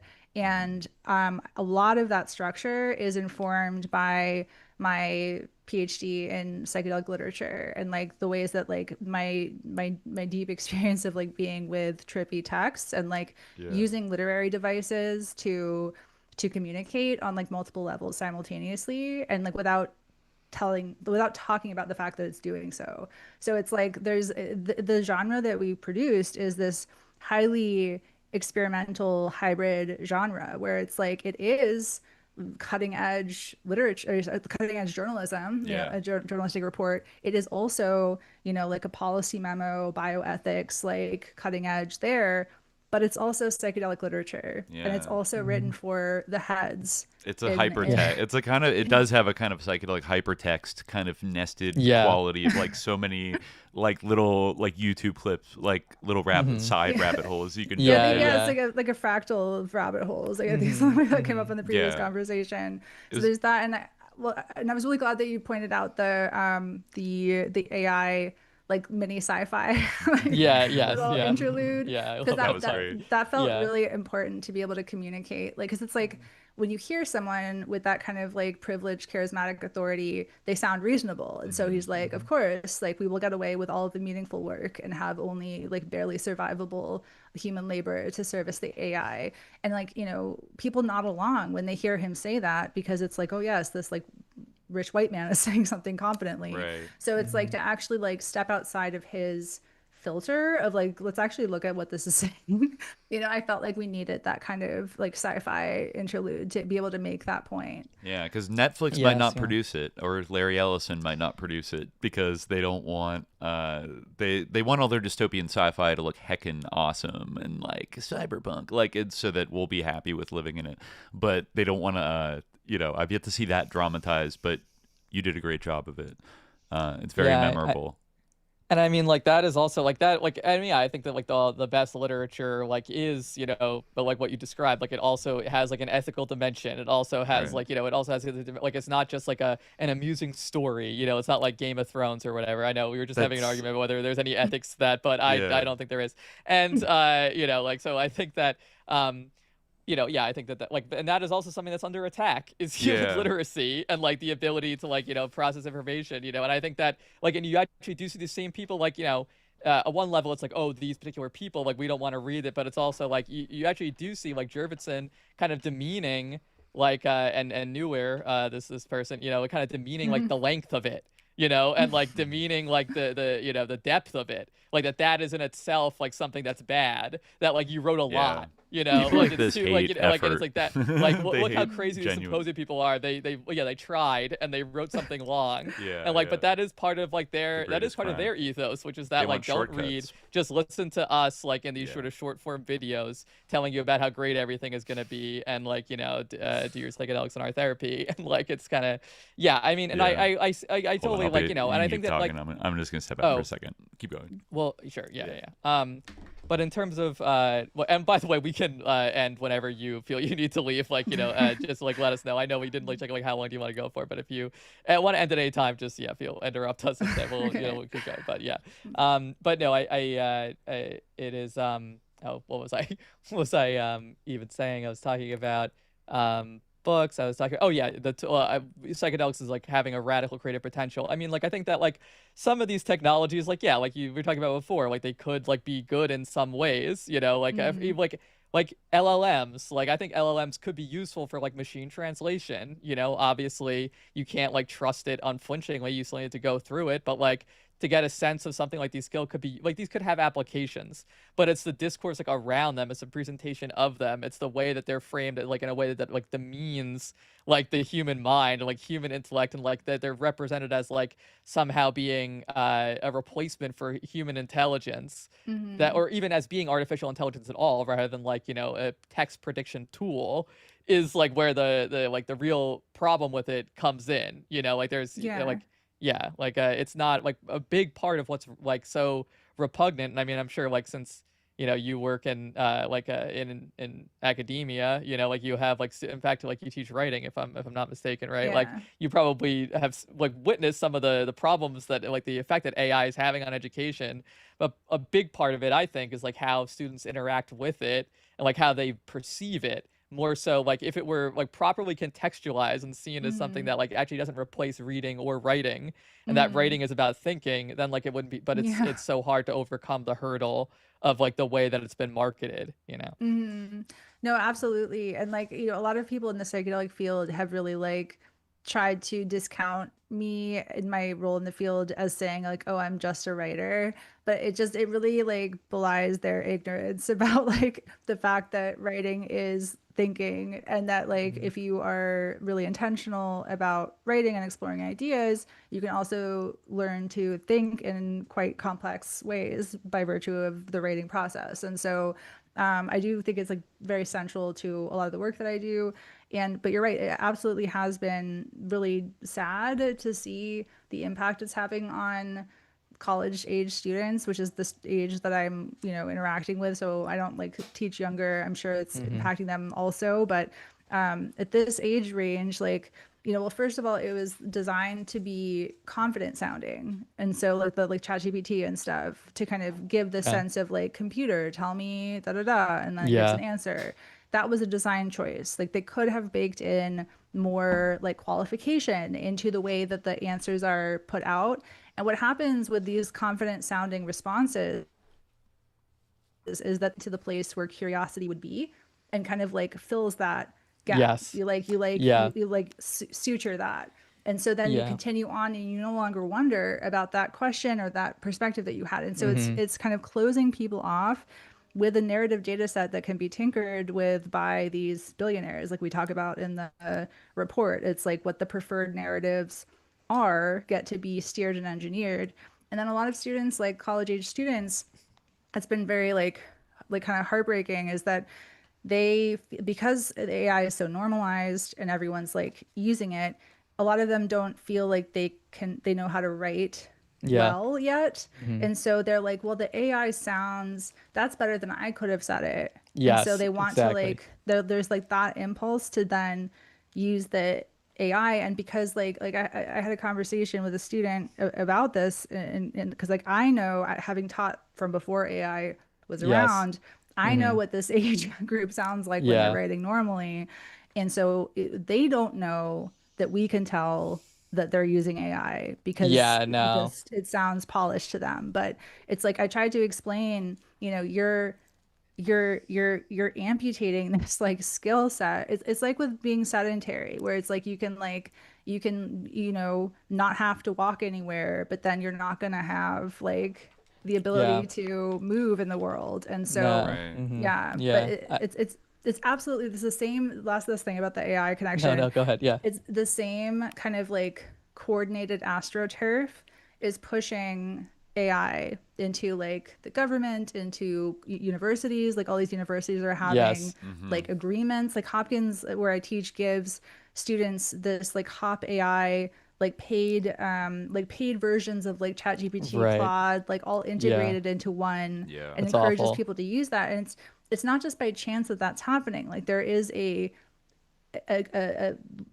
AI industry wants to normalize this, and they're working with these institutions to push this through.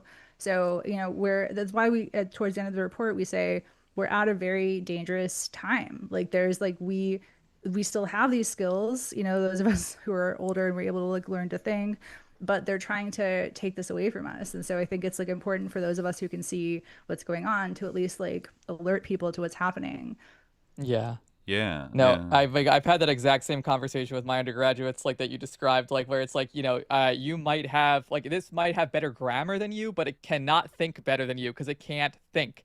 But like it's a very hard like thing to like communicate because like you're right, like I've said this on the show like probably like over 10 times, but like between like 2023 and like now, you saw like original thought just die in like undergraduate writing, and it really was like, but yeah, there's like a very clear connection, I think, and like it does have to do with like all these people. It is like definitely a relevant thing because all these same people who are in the same space, like they do have this kind of attitude of like this whole push that we're seeing now, like the great administration that Genevieve Jurvetson loves so much and that Hamilton is so hopeful about, is like coordinating an attack on like the universities in general and especially on the humanities. Yeah. Like which is like, and why? Like why do they like want to like destroy the value that like or undermine the value of the humanities and like boost up like quote unquote science and STEM, which of course like they're like presenting themselves as the ambassadors for, because obviously like I'm not saying that I'm not doing this kind of like a sort of feel good problem where people like, oh, if you study the humanities you're going to be a good person. Same thing with psychedelics, it's like, okay, well, you got Heidegger or whatever, like he was a very erudite person, he was a Nazi. Carl Schmitt is a Nazi, like obviously the humanities doesn't have any particular political valence or particular politics. However, what it does involve is that all those people, whether they ultimately resolve to be fascists or not, is that they do have like a sort of scope of different ideas and like an idea of like criticism and crisis and critical thought, like the idea of like weighing two possibilities and like surveying like different modes of thinking and different modes of processing information, rather than like the alternative, which I think is you say very rightly, that like AI it's curated in a way where it's like I am the oracle instead of like I don't know, a list of sources, like a list of the things in its training data that like brought up like that those terms like if it actually like made its like processing or like its hidden tokens transparent, it would be totally different. It would just be like a supplement to your typical search engine. Where it said like these are the hits in my training data for like the terms that you use or something, which is actually what's going on, but it occults that process. This, but that like everything is being streamlined into this thing.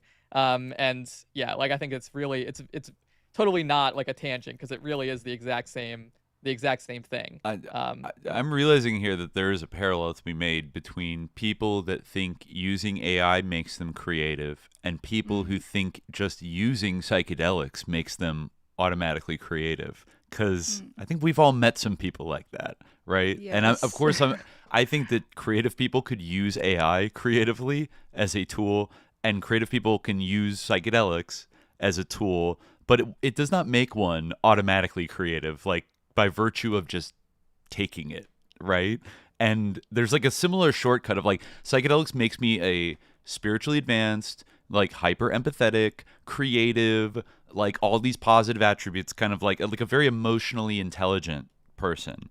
And even maybe makes my like IQ go up or something like that. That's what these Silicon Valley people believe, but it's like a cheat pill or something that it just gives you that. And I feel like that's missing the point and is a potential trap, just like getting AI to do all your writing for you and being like, I created this, or like I created this Suno AI song, like you're not creating, like, right? Yeah. Well, it reminds me because I was thinking about like Duolingo, and like the way that app works is that, which uses a bunch of AI stuff now.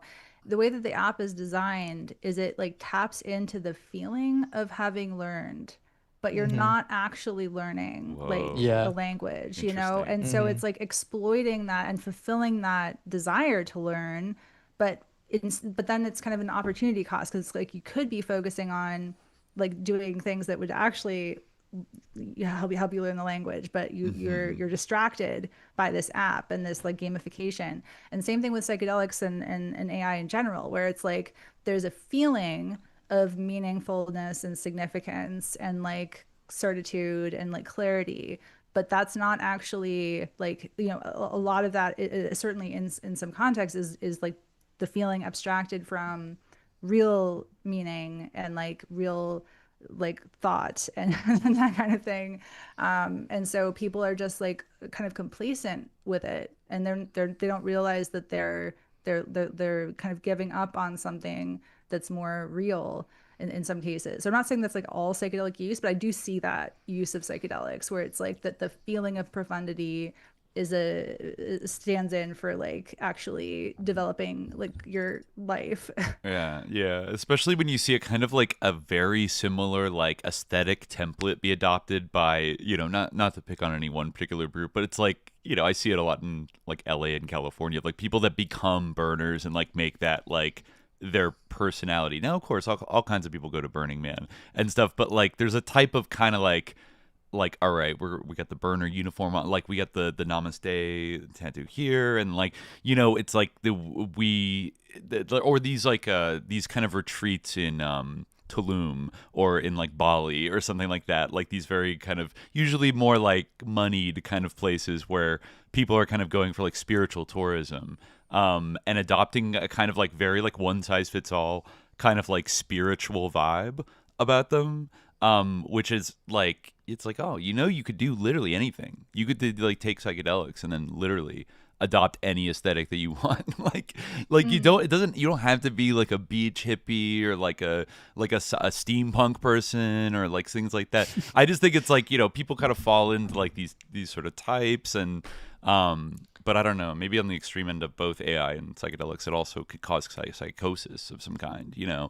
Well, I mean, like both of you are probably more experienced with psychedelics than I am. I mean, I know for a fact that both of you are, but like, I think that like there is like an element of, like narrowing too. Like there can be this kind of like expansive, but there also can almost be like this hyper focus that happens like in, you know, and, I think, you know, that like is like another thing that I feel like I don't know, maybe I'm like interpreting it through like my own lens, but it's something that I notice where people, and I think that this might be something that factors into the kind of like psychedelic scene too, where like they have this kind of zeal. I almost feel like that's an expression of this kind of hyper focus that can happen, where like, you know, you focus on one goal or one kind of like you know, like one priority. And like in some cases that actually can be like, you know, evangelization of the psychedelic experience itself. I don't know. What do you think about that, Neşe? Many cases. I mean, that's a very common outcome where people just become like super attached to the movement. And I honestly think it's also at play, as I talked about my terrestrial hallucinations paper, at like in the terrestrial worldview in Silicon Valley, because I think they're taking psychedelics, they're having these experiences that are confirming, lo and behold, these perspectives. I actually am like divinely chosen to be in this role, and then it kind of confirms for them that they're on the right path, and it's like a feedback loop that's making people more and more convinced of the rightness of what they're doing. So like I definitely get that sense. You do see it a lot with the psychedelic evangelism, and this kind of gets back to something you asked at the very beginning in terms of like because I did start out as I describe myself as like a reformed psychedelic cheerleader. I went through that phase for myself, you know, like part of the reason I describe MAPS as like a therapy cult is like I was on the inside there at first, and like other people who were on the inside also are like, yeah, like Neşe is not like joking about that, like there's those dynamics at play. And so I was on this kind of like, you know, convinced that I was part of something like that was going to change the world. And I was like really, you know, found that really meaningful. It was, as someone who like grew up with a really bad social anxiety, not just social anxiety, I had like really bad OCD that was like impacting my like daily life. It was actually the first time that I ever felt part of a community was the psychedelic community when I found it. You know, like I had had these personal experiences that really helped change my whole, like my debilitating as I talked about in that Guardian article that also interviewed Bryan Johnson, I had this like experience where like my intrusive thoughts about death, like I completely like reframed like my perspective on that. And then the intrusive thoughts that I struggled with my entire life like stopped coming. And that was my kind of like, that's why I started working in the field, because I was like, this experience that I wasn't supposed to have was like the most profound experience of my life. And I thought that was like, I was like, there was something there that didn't make sense to me. And so I wanted to like kind of explore that. But absolutely kind of like seeing all of the downsides and the rape culture of it all just really kind of eventually snapped me out of it. And maybe I hadn't really talked about this, but just as because you mentioned the NLP, the neuro-linguistic programming and hypnosis stuff, my opening of the therapy cult analysis begins with this event that I went to when I was a MAPS volunteer, and people have said like that event is like I'm obviously making stuff up because it's so extreme, and so they don't take anything that I write after that seriously, except that like not only did that actually happen, but I have like my journals from the time, like writing the quotes from the meeting and stuff, so it's like I like have the evidence of it. Can you break down what happened at that MAPS event? Well, so MAPS basically was like kind of a bat signal in the sky for people who like found psychedelics. It's like a lot of people, especially at that time, this was like back, you know, in that 2010 time frame, psychedelics were still very stigmatized. It was still very much like not something you discussed in like kind of polite company. And so people who did through life experience like kind of find themselves kind of in that situation where they're like, they tried psychedelics and they're like, whoa, what just happened to me, and kind of wanting to know more.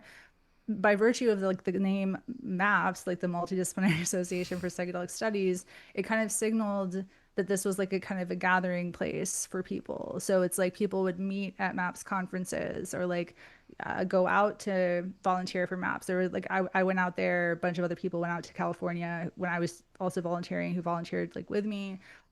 So they kind of just attracted people into their orbit.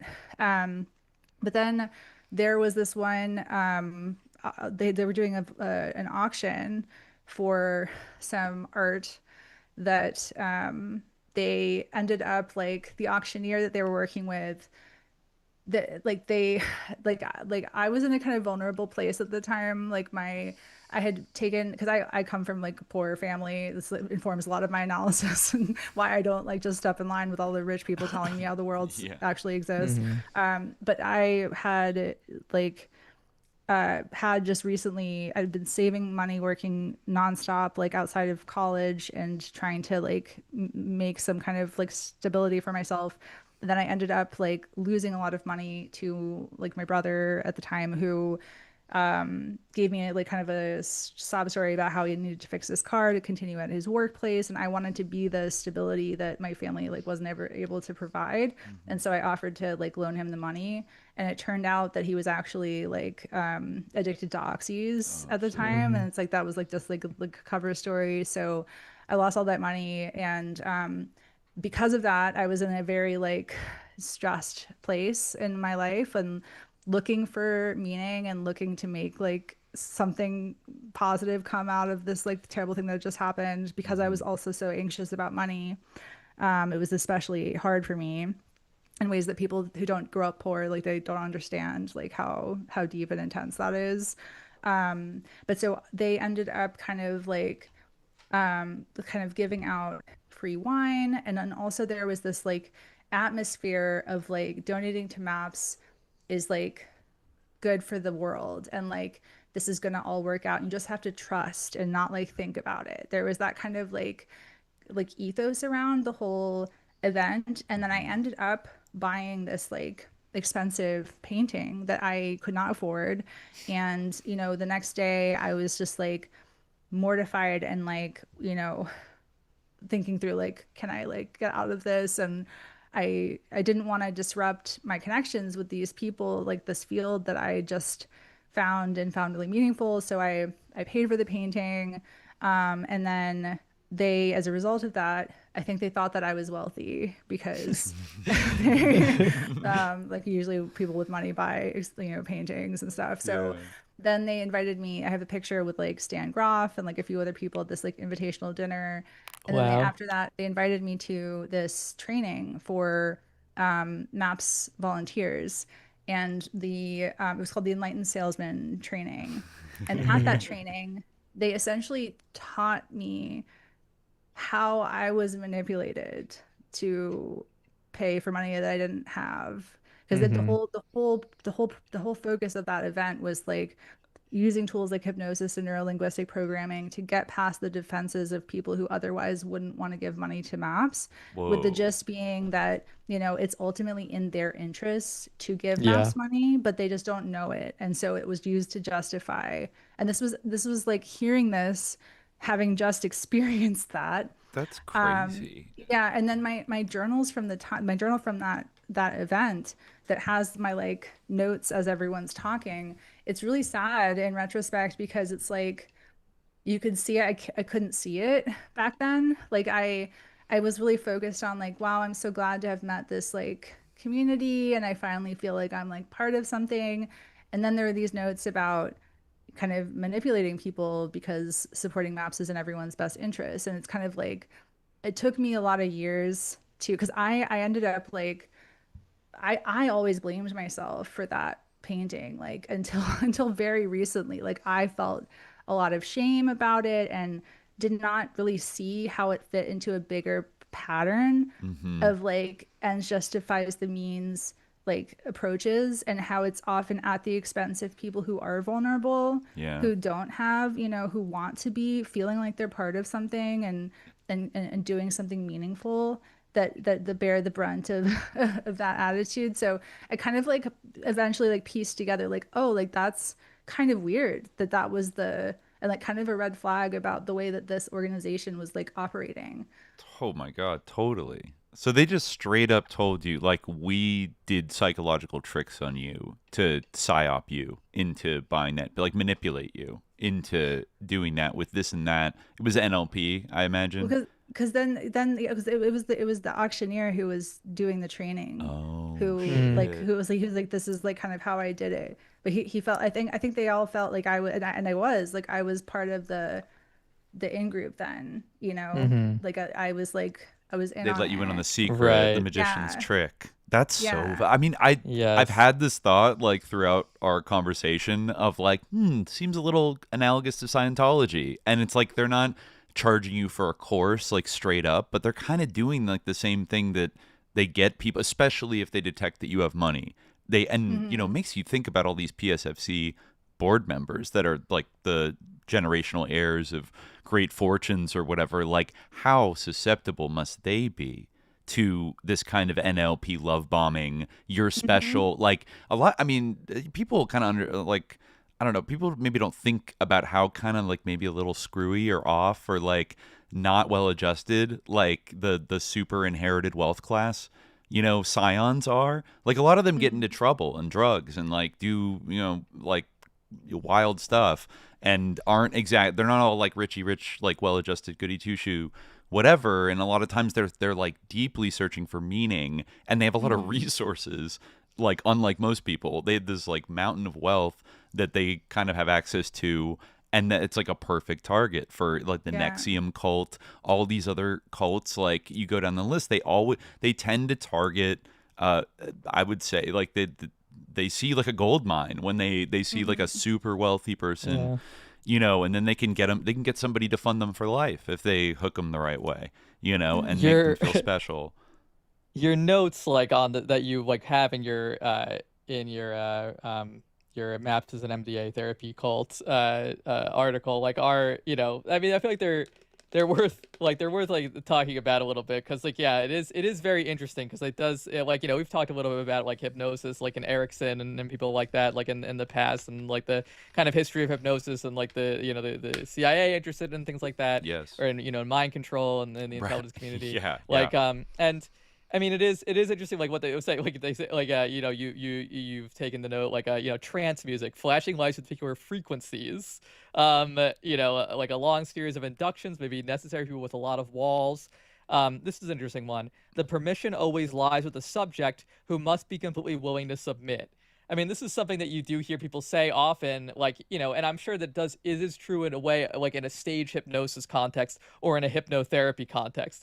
But as you write in your notes immediately after, like, hypnosis is not a form of unconsciousness, it's a form of high awareness, which, you know, again, this is another, like, kind of lie, because, like, it's like, you know, yeah, like when you do have this hyper focus, you're definitionally unconscious of other things. Like, this is why people talk about highway hypnosis. Yeah. You know, like, you know, you're hyper focused on one thing, It's but like, you're not focused. Yeah. You It's like zone when they have out. the gorilla in a suit, like, walk through, like, have you seen, like, there's experiments where they have someone dressed as the gorilla that's, like, walking through the room, and if you ask someone to, like, focus on a specific thing, they don't notice the gorilla that's, like, coming through. Yeah.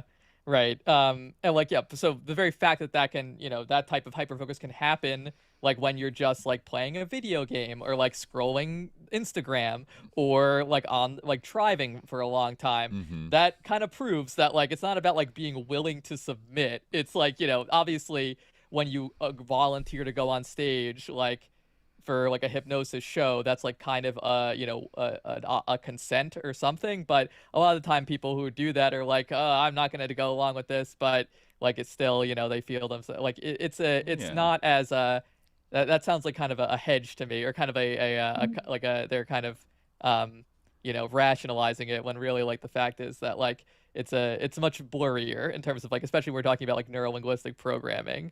And yeah. Well, that actually came up in the notes. Like, so that was one of the things that the auctioneer said, as, like, he said that you know, like, kind of like, don't worry, it won't work unless they're consenting. And they kind of, like, I even could, like, remember it kind of, like, reassured everyone, like, hearing that, like, you know, it's the best for them anyway to do this. It's in their interest for MAPS to have money, and they structurally must be in on it if it's working.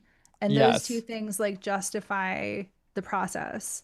Yeah. So, like, a lot of the techniques are like working like pickup artistry. Yes. Like, it's like there are things that you can do that are about the management and direction of attention that, like, lead people to misperceive things in ways that you can then exploit for your own interests. And you think and with the very, like, well, that is actually, like, I think we even read about this, like, way back when we were talking about, like, Milton and Erickson, George Estabrooks. Yeah, like that, like, the idea of, like, you know, you've already agreed to this is like a hypnotic technique. Yes. Like, if you believe that hypnosis can only work on you if you've already consented to it, then if it seems to be working on you, then that means that I must have consented to this, and therefore, like, it's a loop that can happen. You know, like, so it. Yeah. Also, like, with psychedelics, to piggyback off that, like, psychedelics, both, they, like, kind of subjectively in your own experience, like, they have an effect on you that heightens your suggestibility and your susceptibility to a kind of, like, hypnotic state.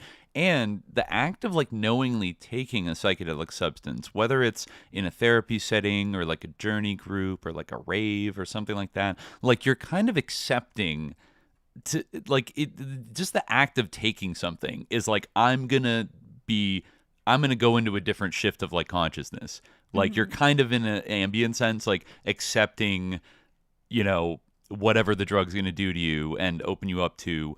So even in that setting, it's like they don't even have to do a, like, stare at this and, like, you know, count down from 10, like, kind of thing, because you're already kind of giving that, like, ambient, like, you're kind of letting it in a little bit. But, I mean, I still think people don't want to take things and then be, like, unwittingly manipulated after that. That's not cool, obviously, but I could see, like, the MAPS kind of trainers rationalizing it this way, is like, well, you know, like, they've all agreed to be here and take the drug, so in that sense, like, we should just proceed and, like, use NLP on them, and, like, you know, it's like they consented. It's like, well, maybe they didn't consent to all of it, but you connect this like in your article to like George Sarlo and like his like relationship with Vicky Dulai, like the whole situation, like, you know, that like she wanted to like fundraise around the drug experience, you know, and these type of things. That was like a sales tactic. Like, yeah, if you get like, you know, you can definitely see how like the ethics of this are questionable.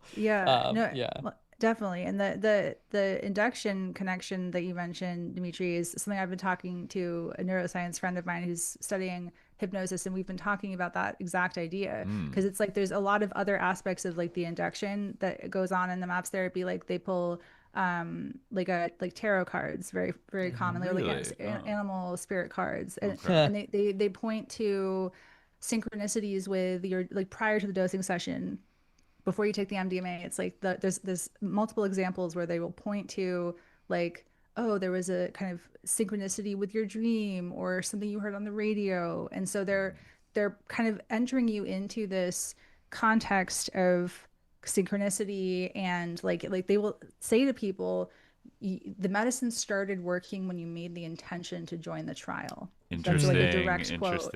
Yeah. And wow. So it's like then because they have this induction, the context of like the altered state, so there's this like clear difference in consciousness that's like interplaying with that.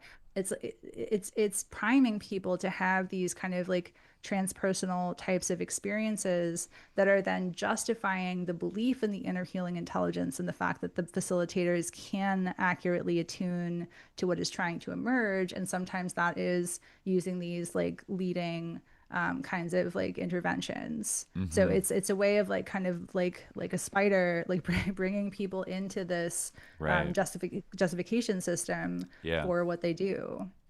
It is interesting how like so many like hypnotic inductions, like especially like in a sort of a therapeutic setting, or like, you know, like when they say like a long induction may be needed, like a lot of what that is like a guided visualization a lot of the time, you know, like picture like this, or like, you know, like like giving you this sort of like imagery, you know, which obviously is like a part of like psychedelic facilitation like as well, and like a huge emphasis in like the kind of culture around psychedelics is like seeing, you know, like what you're gonna visualize and things like that. It is interesting. And like when you talk about like this in terms of like the, you know, the therapy and everything, like it's interesting. Like I guess, you know, this might be, I guess it makes sense that this is something that was revealed like in a kind of in-group context, because I can see, you know, how people might be like, oh, like I'm undergoing hypnosis. This is like a little bit weird. It seems different from like, you know, oh, your inner spirit is being kind of facilitated or something. I don't know. Internally directed. Sorry, keep going. Which is one thing, maybe not directly related, but to that broader context that I wanted to mention in terms of the in-group and like that information being shared with me. One of the challenges that I've had, like in terms of people like not seeing me as a bad actor and like realizing that I actually have like a point that like I'm communicating in good faith, is that people will have experienced the walk up like version, the exoteric facing, public facing side of MAPS, which is the like recruiting ground for like it's people like me that are willing to go along with the trust the process, that get invited to these other meetings and then people that are not like open to that kind of thing, they're checked at the door and they don't even realize that they weren't invited to these other meetings. And so this is how a lot of these groups work, where there's a public facing recruiting ground that they kind of gauge. Gauge who has the kind of the type of personality that might be open to these like other aspects of the organizational culture. God, it's crazy. Yeah. We were talking last time with another like overlap with Scientology, which you also mentioned in the same like a report, which is like the sort of IFS, like the internal family systems thing, where like this kind of, which basically like has like kind of a methodology for like demonic exorcism, like, or like sort of like it's very similar to what Scientology what Dianetics like aims at a lot of the time. It's like getting rid of these parasitic thetans that like are I guess they got blown up by a volcano and then they attach to. It's actually I'm not 100% clear like what because what is the human essentially like in the Scientology, like, you know, if you get rid of your thetans, like what's left. But anyway, that's kind of orthogonal, like it is. this is like another thing we brought up last time, like this idea of like unattached burdens, which like are burdens that like I guess don't originate from you. They're basically like thetans, like they're clinging to you, but they're not like actually internal to you. They are somehow like I'm not actually sure what their ontology is.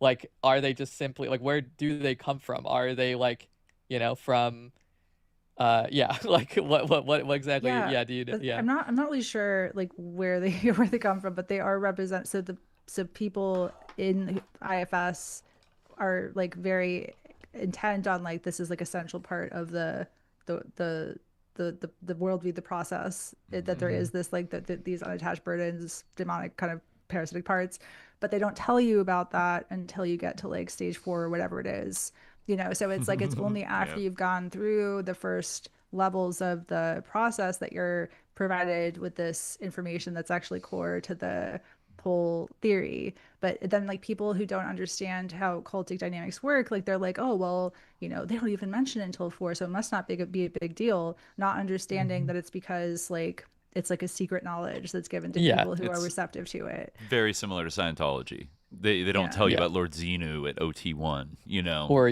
like the origins of the Thetans, like getting a bomb drop in the volcano and such, until later on. Now that's like very high level. I mean, serving all of this, Neşe, like the kind of like ultimate question I have is what continuity, if any, do you see between this milieu and the way it operates, this psychedelic milieu and the way it operates, and programs like MK Ultra and like mind control programs, both for the individual level to like use psychedelics on people, but also like control groups and group dynamics. Do you see a link? Because there's like overlap in lineage from the 60s and Esalen. And do you think there's still, does that explain something about how all these people are operating? Yeah, it's hard to say, like, obviously, like for sure, because there's like, but I think that like one fact of MK Ultra that I've always thought was really strange is that like the psychedelic field continuously points to that as like, oh, they tried using psychedelics for mind control, found it didn't work, and so therefore we must not like all of this talk of cults is just like clearly made up and they don't know what they're talking about. That is very suspicious to me, because from my perspective, it's like they actually did find out how influenceable people are under different conditions, and then like lo and behold, we have this situation. And there's with the Aharon Grossbard, Francoise Borzat group, like saying like the character in Michael Pollan's book that is associated with Grossbard says that like I am the virus of Silicon Valley, and he was like people have suggested, I have not like looked into this, but multiple people have suggested a link with like intelligence with Aharon Grossbard. He's Israeli, right? Yeah, so like I don't know the truth of that, but I'm just saying it wouldn't surprise me. And Gordon Todd Skinner was bopping around like Germany in the early '80s and then the Caribbean. I'm pretty convinced just from what I've seen, he's like a spy, or some kind of operative. And you go back to Al Hubbard and a couple other people from the '60s that just dance between the raindrops, giving LSD out left and right. And this, I don't know, this whole mythology that it escaped from the lab. Like, all of the people that were the psychedelic heroes of the 60s took it in like MK Ultra adjacent sub-project conditions. They just did, right? Or it was passed out more informally through like Oscar Yaniger, Allen Ginsberg's cousin, who was a psychiatrist in Beverly Hills, giving it to celebrities. But Veterans Hospital in Palo Alto, the IFES, James Fadiman, Myron Stolaroff place, like, or Edgewood Arsenal, where Frank Zappa's dad worked. It just like it's like the idea that it just escaped, and then the CIA was like, well, it didn't work as an assassin tool, so whatever. And then it boomeranged. Everybody says this. This is like the 60s lore, that it escaped the lab and backfired. It was blowback against the CIA. And that's like, I feel like that might be like a central lie, that whatever was happening, subsequent to it being made illegal, that, I mean, if you look at who was funding, the Mellon Hitchcock family was funding this stuff at the Millbrook estate, right? And then you had like all the stuff at Stanford and that research, and like, I don't know, like, so much of what we think is that this was that was what made it counterculture, is that it was like outlawed, and like, yeah, it was, but were they simultaneously kind of still involved with the sort of like outlaw networks that, and these gurus and all these people, like, did they want to unleash it to disrupt the anti-war movement, maybe, right? Like, I still don't know exactly for sure. Or, you know, was this like we're unleashing a new social technology that's going to allow us to like remake sort of people's like social and group identities in certain ways that are amenable to capitalism and winning the Cold War, and, you know, the survival of our system, even if we have to manipulate and psyop everybody, you know. I don't know. What do you think about that? Where do you land? I mean, just everything I've been through this year, like, I can't write stuff off anymore. Like, it's just, you know, I didn't expect to be target. I mean, like we were talking about the Knives Out earlier, of like seeing when you get a bit too close to stuff, and like how like the machine responds. It really has felt like I've referred to like the Matrix films, where it's like there's you. That's how I felt this year, where it's like there's this like surface society that like is claimed to be democratic, and like where people have like agency, and then there's like when you cause a problem for the machine, suddenly these like squid like robots, like literal Hamilton and, like, Morris like, AI bots like in suits, like and, start coming after you. Actually, that's totally false. And so it's like I've seen that happen to me, and I've seen how like complete lies can get published in the New York Times, like with no, like, completely against their whole editorial review like standards and stuff, and like seeing how reality actually works, and like that there's these powerful interests that control things behind the scenes. I can't write stuff off anymore. So like I don't know the exact details of like, you know, what, because it's easy to fall into like hand wavy conspiracy and like, oh, it's all MK Ultra, and like, but I think it's important to keep our minds open about like what's actually going on here and whose interests all of this is serving. Right. I agree. I think it's a very like, when you really like, sometimes I'll say it's like it's CIA, it's MK Ultra, for the sake of I don't know, rhetorical effect, but it's definitely, it's a very complex thing that I don't think we still need to like pin down more and like figure it out, because I think, for example, like, you know, because I think you can go down the wrong rabbit holes if like you just assume that, well, no, they just secretly kept having MK Ultra after they said. It's like, I don't think that's what they did. I think they probably privatized aspects of it, and the research and the techniques that were derived from the original 20 years of the research, like, I don't think they really burned all that stuff and like forgot about it. Those techniques, like how to create a cult, like, I mean, the Manson family, I think, like, is a perfect example, both about how LSD doesn't automatically make you like a amazing, like you could use it to brainwash people, to facilitate brainwashing, to make these teenager hippies like murder celebrities, like at the very least, right? And then, you know, there's all the help he was getting in the background and all this weird kind of stuff, but so it might have like split off into like these kind of privatized things, have been put on ice for a while, and then like maybe they pivoted to a more broad kind of conception of like influencing society that was like, you know, we saw a lot of derivatives of MK Ultra like in the 2000s in Guantanamo Bay.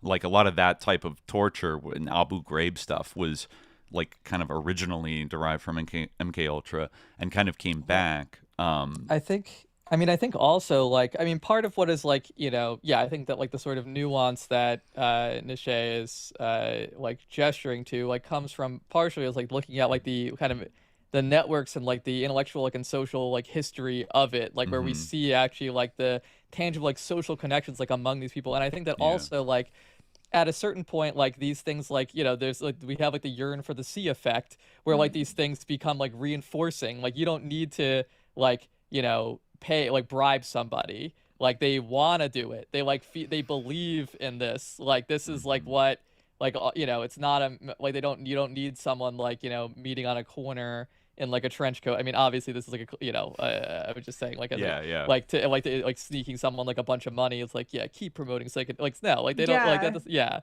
Doesn't need to happen. Like all like this kind of, I mean, but what is true and like doesn't need an explanation is that like we do actually see the cultivation of this despite the fact that this was at one time perceived as like during the 60s perceived as something that was like totally liberating for humanity, like radical, revolutionary, like a huge like threat to like the capitalist order or whatever, and also the communist order, I guess, if you're Stuart Brand, but like like something that like was this transformative social force, or this a technology or whatever, and like now like it is a technology of like techno-feudal control. It was like how cybernetic control and brainwashing and and like is that is it a coincidence that the sort of MK Ultra or intelligence community or military industrial complex model of like what the applications of this would be has prevailed over like this sort of like idea of like, oh, it's going to make everybody see everyone else's humanity and we're all going to hold hands? Like, is that a coincidence? Like, I don't necessarily think so. Like, even if it's not like, planned out by like a concrete singular uniform agency that like, directed it from like step one to current step, that doesn't mean that it is a coincidence entirely. Like, I definitely, I agree with that. It feels too weird, and too many of the people in the ruling class were intimately tuned into this counterculture stuff. I feel like for them just to let it run totally wild and like not have any kind of influence over it, and to just seed like the MK Ultra research, like pull the plug and just turn it over to like the hippies. Like that doesn't seem like something the government would do. Well, I guess, I mean, this is something that we've been talking, someone in our Discord just said this recently, like it's this kind of idea of like, oh, yeah, sure, all those conspiracies happened in the past, but like if you bring them up like now in the present, like that's not possible, that's crazy. It's like, like we not like once they like, it's like this idea that like everything were like constant like, conspiracies and like hidden aspects of politics, and everyone was like lying and manipulating the population, like up until like whatever, the date keeps getting pushed back. It's like public domain or something. It's like that was true until like 2001. Like, but it hasn't been true since. Or like that was true until like 1999. But like everything since then, like no. Like it's just a matter of like when, I think the sort of the MK Ultra was stopped is an example of that. And like that's one of Dimitri's like favorite things to beat up on. So I could tell you were playing his song when you said that. I feel like the idea that like it was just shut down and they never like were interested in this ever again, and like that nothing came of it and it was a complete failure. Like, I mean, it wouldn't have even gone as long as it did if it were really a complete failure. Like obviously like they were like And I think if you look at things like the Stanford Research Institute's like big paper, Changing Images of Man in 1974, which had a lot of people kind of in the Esalen scene kind of writing for it and talking about how we need to like re-enchant sort of like the American mythos and draw on like symbolism to create a kind of like new American kind of identity and like self-branding to like re-enchant us. And then Esalen doing its quiet work, like just sort of left alone, like throughout the rest of the Cold War, doing a lot of exchanges with Soviet scientists on parapsychological stuff. Stan Grof, obviously, I think was like involved in that. Like really, like a lot. I think even Pickard got a job in the early 90s. He was like going to Russia to like study street drugs for like, I guess he was working at UCLA at the time, like right after the fall of the Soviet Union. There's a lot of people that had like geopolitical interests, and then we're also working on this like new age stuff, and then all those experiments with like remote viewing and psychokinetic powers, and but I think that like the kind of cracking open like behavioral science research and like realizing how people could be manipulated in groups, like the rise of cults in the 70s. How did everyone get so effective at launching like a new age cult that sometimes would turn like really sinister and had all these dynamics we're talking about like the sexism, the sort of like, the abuse dynamic, like the sort of great man guru syndrome of, even if it's like allegedly horizontal and nobody's a leader, like, you know, the tyranny of structurelessness, like all these, almost like experimenting with these cybernetic concepts that were so in vogue at the time, as like a better way of maintaining control than maybe a more overt system like the Soviet Union had. Like, what's a more subtle, you know, it's like the CIA kind of sponsoring abstract expressionism to prove how free our society is, you know, but how organic and free our society is, kind of thing. There was a lot of prestige in that, like during the Cold War. And then when America won the Cold War, it's kind of felt like all of our ideas have been validated, all our philosophies that we developed to like destroy communism have been validated and need to be expanded and doubled down on. I don't know. From there, and then Silicon Valley becomes the incubator of whatever the final results of kind of the MK Ultra programs were. It seems like Silicon Valley was the receiver of like certain insights from them in some cases, because they were working on them like in the 70s, you know, like Stanford, huge hub. I don't know.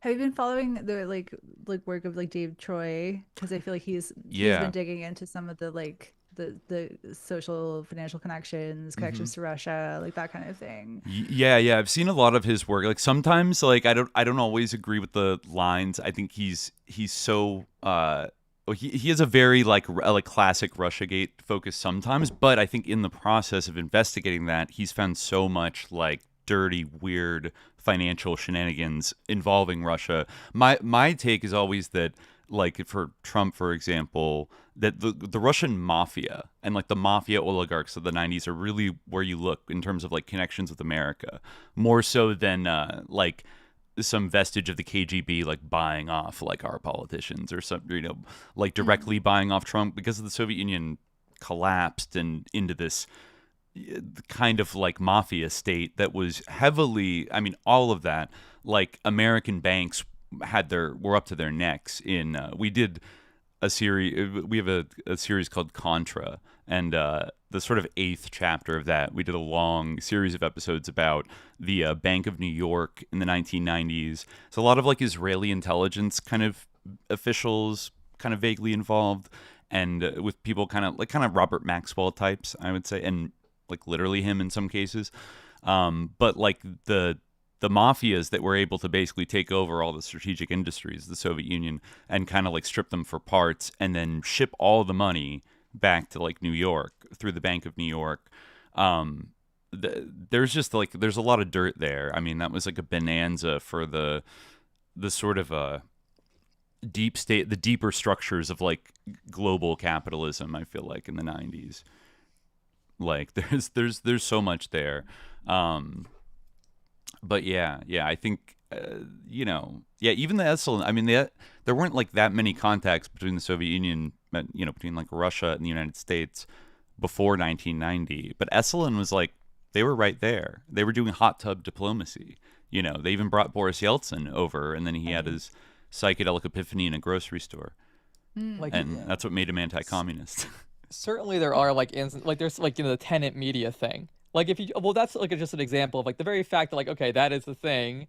Like just imagine like how much like our government is involved in like the like the cultivation and like the management of like the opinions of the American people, and how much money like, you know, from like, I mean, these people are like hand in glove with like some of the, you know, people like in the Trump administration, for instance. And like, of course, there's also, you know, it's a bipartisan phenomenon. It's like and it goes obviously like we have like the sort of administrative state as well, you know, like beyond, and like the you know, the quote unquote deep state is also like a thing that like has a hand in this stuff. So it's like not, you know, it's definitely like the case. Like even like if you look at like you see like things like the tenant media situation, like that's definitely something that happens. Like whether it's like Israel, like, you know, and other states around, but like probably the biggest force in that space is not like some, you know, like you know, insidious like foreign actor. It's probably like our own government. Not to say that like, you know, that isn't, you know, those governments aren't trying to like, you know, manipulate opinions in certain directions, but it like I would agree that that to the extent that sometimes some of the analysis on Russia like has they're not realizing that the call is coming from inside the house. Like the CIA is probably not the CIA, but like the deeper aspects of our state and ruling class, like both public-private apparatus, are probably the ones most intimately involved in like manipulating our our politics, our population, in many ways, because they're the ones who developed those tools in the first place to use abroad. And it's almost like the programs come home to roost eventually. You can see that with like Palantir and what it's doing in Gaza and in other like armed conflicts throughout the war on terror. It's been getting a lot of practice in Ukraine. And then, it might just turn around and sell that back to like our, on the domestic front. There's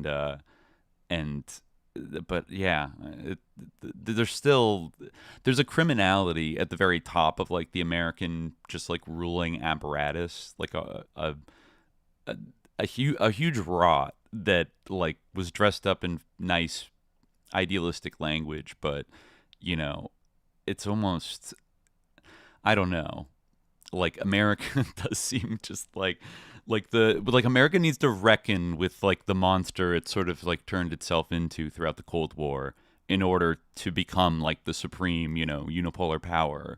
And I don't know.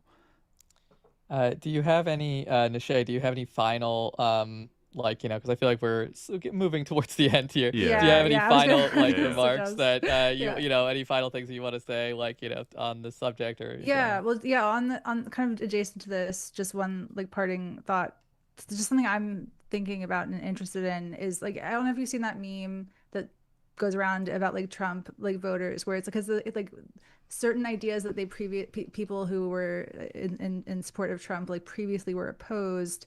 Once it's like from Trump, it's like they're all in on it. It's like and there's crying like Wojak, like cheering Wojak. Kind of. There's one where it's like there's like a chip in the head and like puts in, it like replaces the script with like the new script, and like people are just kind of like operating on that. There's been like I think of that kind of idea because like there's been a number of moments in like the past year where it's like people are given where there's starting to be some cognitive dissonance of like people being like, something that's happening to Psymposia like seems like a bit against like our values.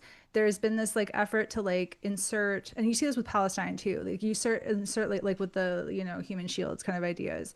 You insert a story that like solves the dissonance and allows the ideological structure to maintain itself. And so like one example was like we had this like call shared with us where the coordinated campaign targeting us was like being discussed and revealed like after I'd been like singled out, and this like dangerous rhetoric was like directed at us. And there was like someone stepped in to explain why like we actually like deserved it, and someone even like said in response to it like, oh, thank you so much for clarifying that and saying that, because ordinarily this sort of thing would really like concern me and isn't in line with my values. And like there wasn't any further critical thinking about that, of like, did no one notice that was just like slotted in to justify this like sense that this thing that actually is not okay is fine. And then the other example I was thinking of was the microdose, which, it put out this kind of like very dismissive like description of our report, where instantly after the like, Psymposia found evidence that they were being like targeted in a coordinated campaign with like millions of dollars behind it. But they actually kind of deserved it because they've been like attacking people, and they're often the ones to lobby the first like attack. And that was really interesting to me, because it's like we actually have not personally attacked anyone. Like that's a completely like made up thing. Like we have to hold ourselves to such high standards because we're under such scrutiny, and we are trying to do things in a it's like we're actually not attacking people, but it's like it was put in there as a way for people to read it and then feel like the part of them that might have been like, whoa, this seems kind of bad. It's like, oh, actually they deserve it. Actually, this is okay. You just say something vague about how they crossed a line or something. Right. And it's just straight up Darbo. It's like is exactly what it is, because again, it's like their attacks are like somehow okay, but like, or like, it's always like self-defense or like respectable, normal behavior like what they like, and the secrecy element of it like helps to do this. Like, you know, I mean, in a way you can see it as proof of like their consciousness of that it's like not acceptable. That's what I was gonna say, is that like for a critical thinker, they're actually like they're revealing their hand in doing these like these tactics, but the majority of people that are following this, they don't even see it. It just works on them. Like they're just like they're lulled back into their complacent like perspective on it. And so that's just an interesting component, because I think it connects to like this like engineering of opinion, and like how people can like just like put over a little band-aid on like what would otherwise be a cause to question like what's actually going on. So but that's kind of the main last point I wanted to say. And well, I do want to say this is actually the first I have been doing anything since like this all started. Like I haven't like been doing podcasts or like live streams at all, and because it's been kind of intense. But so I'm really glad to have like gotten a bit back in the saddle with you guys. And yeah, I really appreciate having had the opportunity to talk with you. No, of course. I hope that you enjoyed it, and we're like very, you know, grateful to have you. Like having like, you know, admired, follows your work for a long time. So I hope it was a good conversation. Yeah, and, no, it was super interesting conversation. And if you, and you're welcome back, you know, anytime. For sure. Absolutely. Awesome. Well, thanks so much. I really appreciate it being on. Yeah. Absolutely. Thank you. Thank you, Neşe. All right. Well, have a good night. Thanks so much. Yes. All right. You too. Bye. Peace out.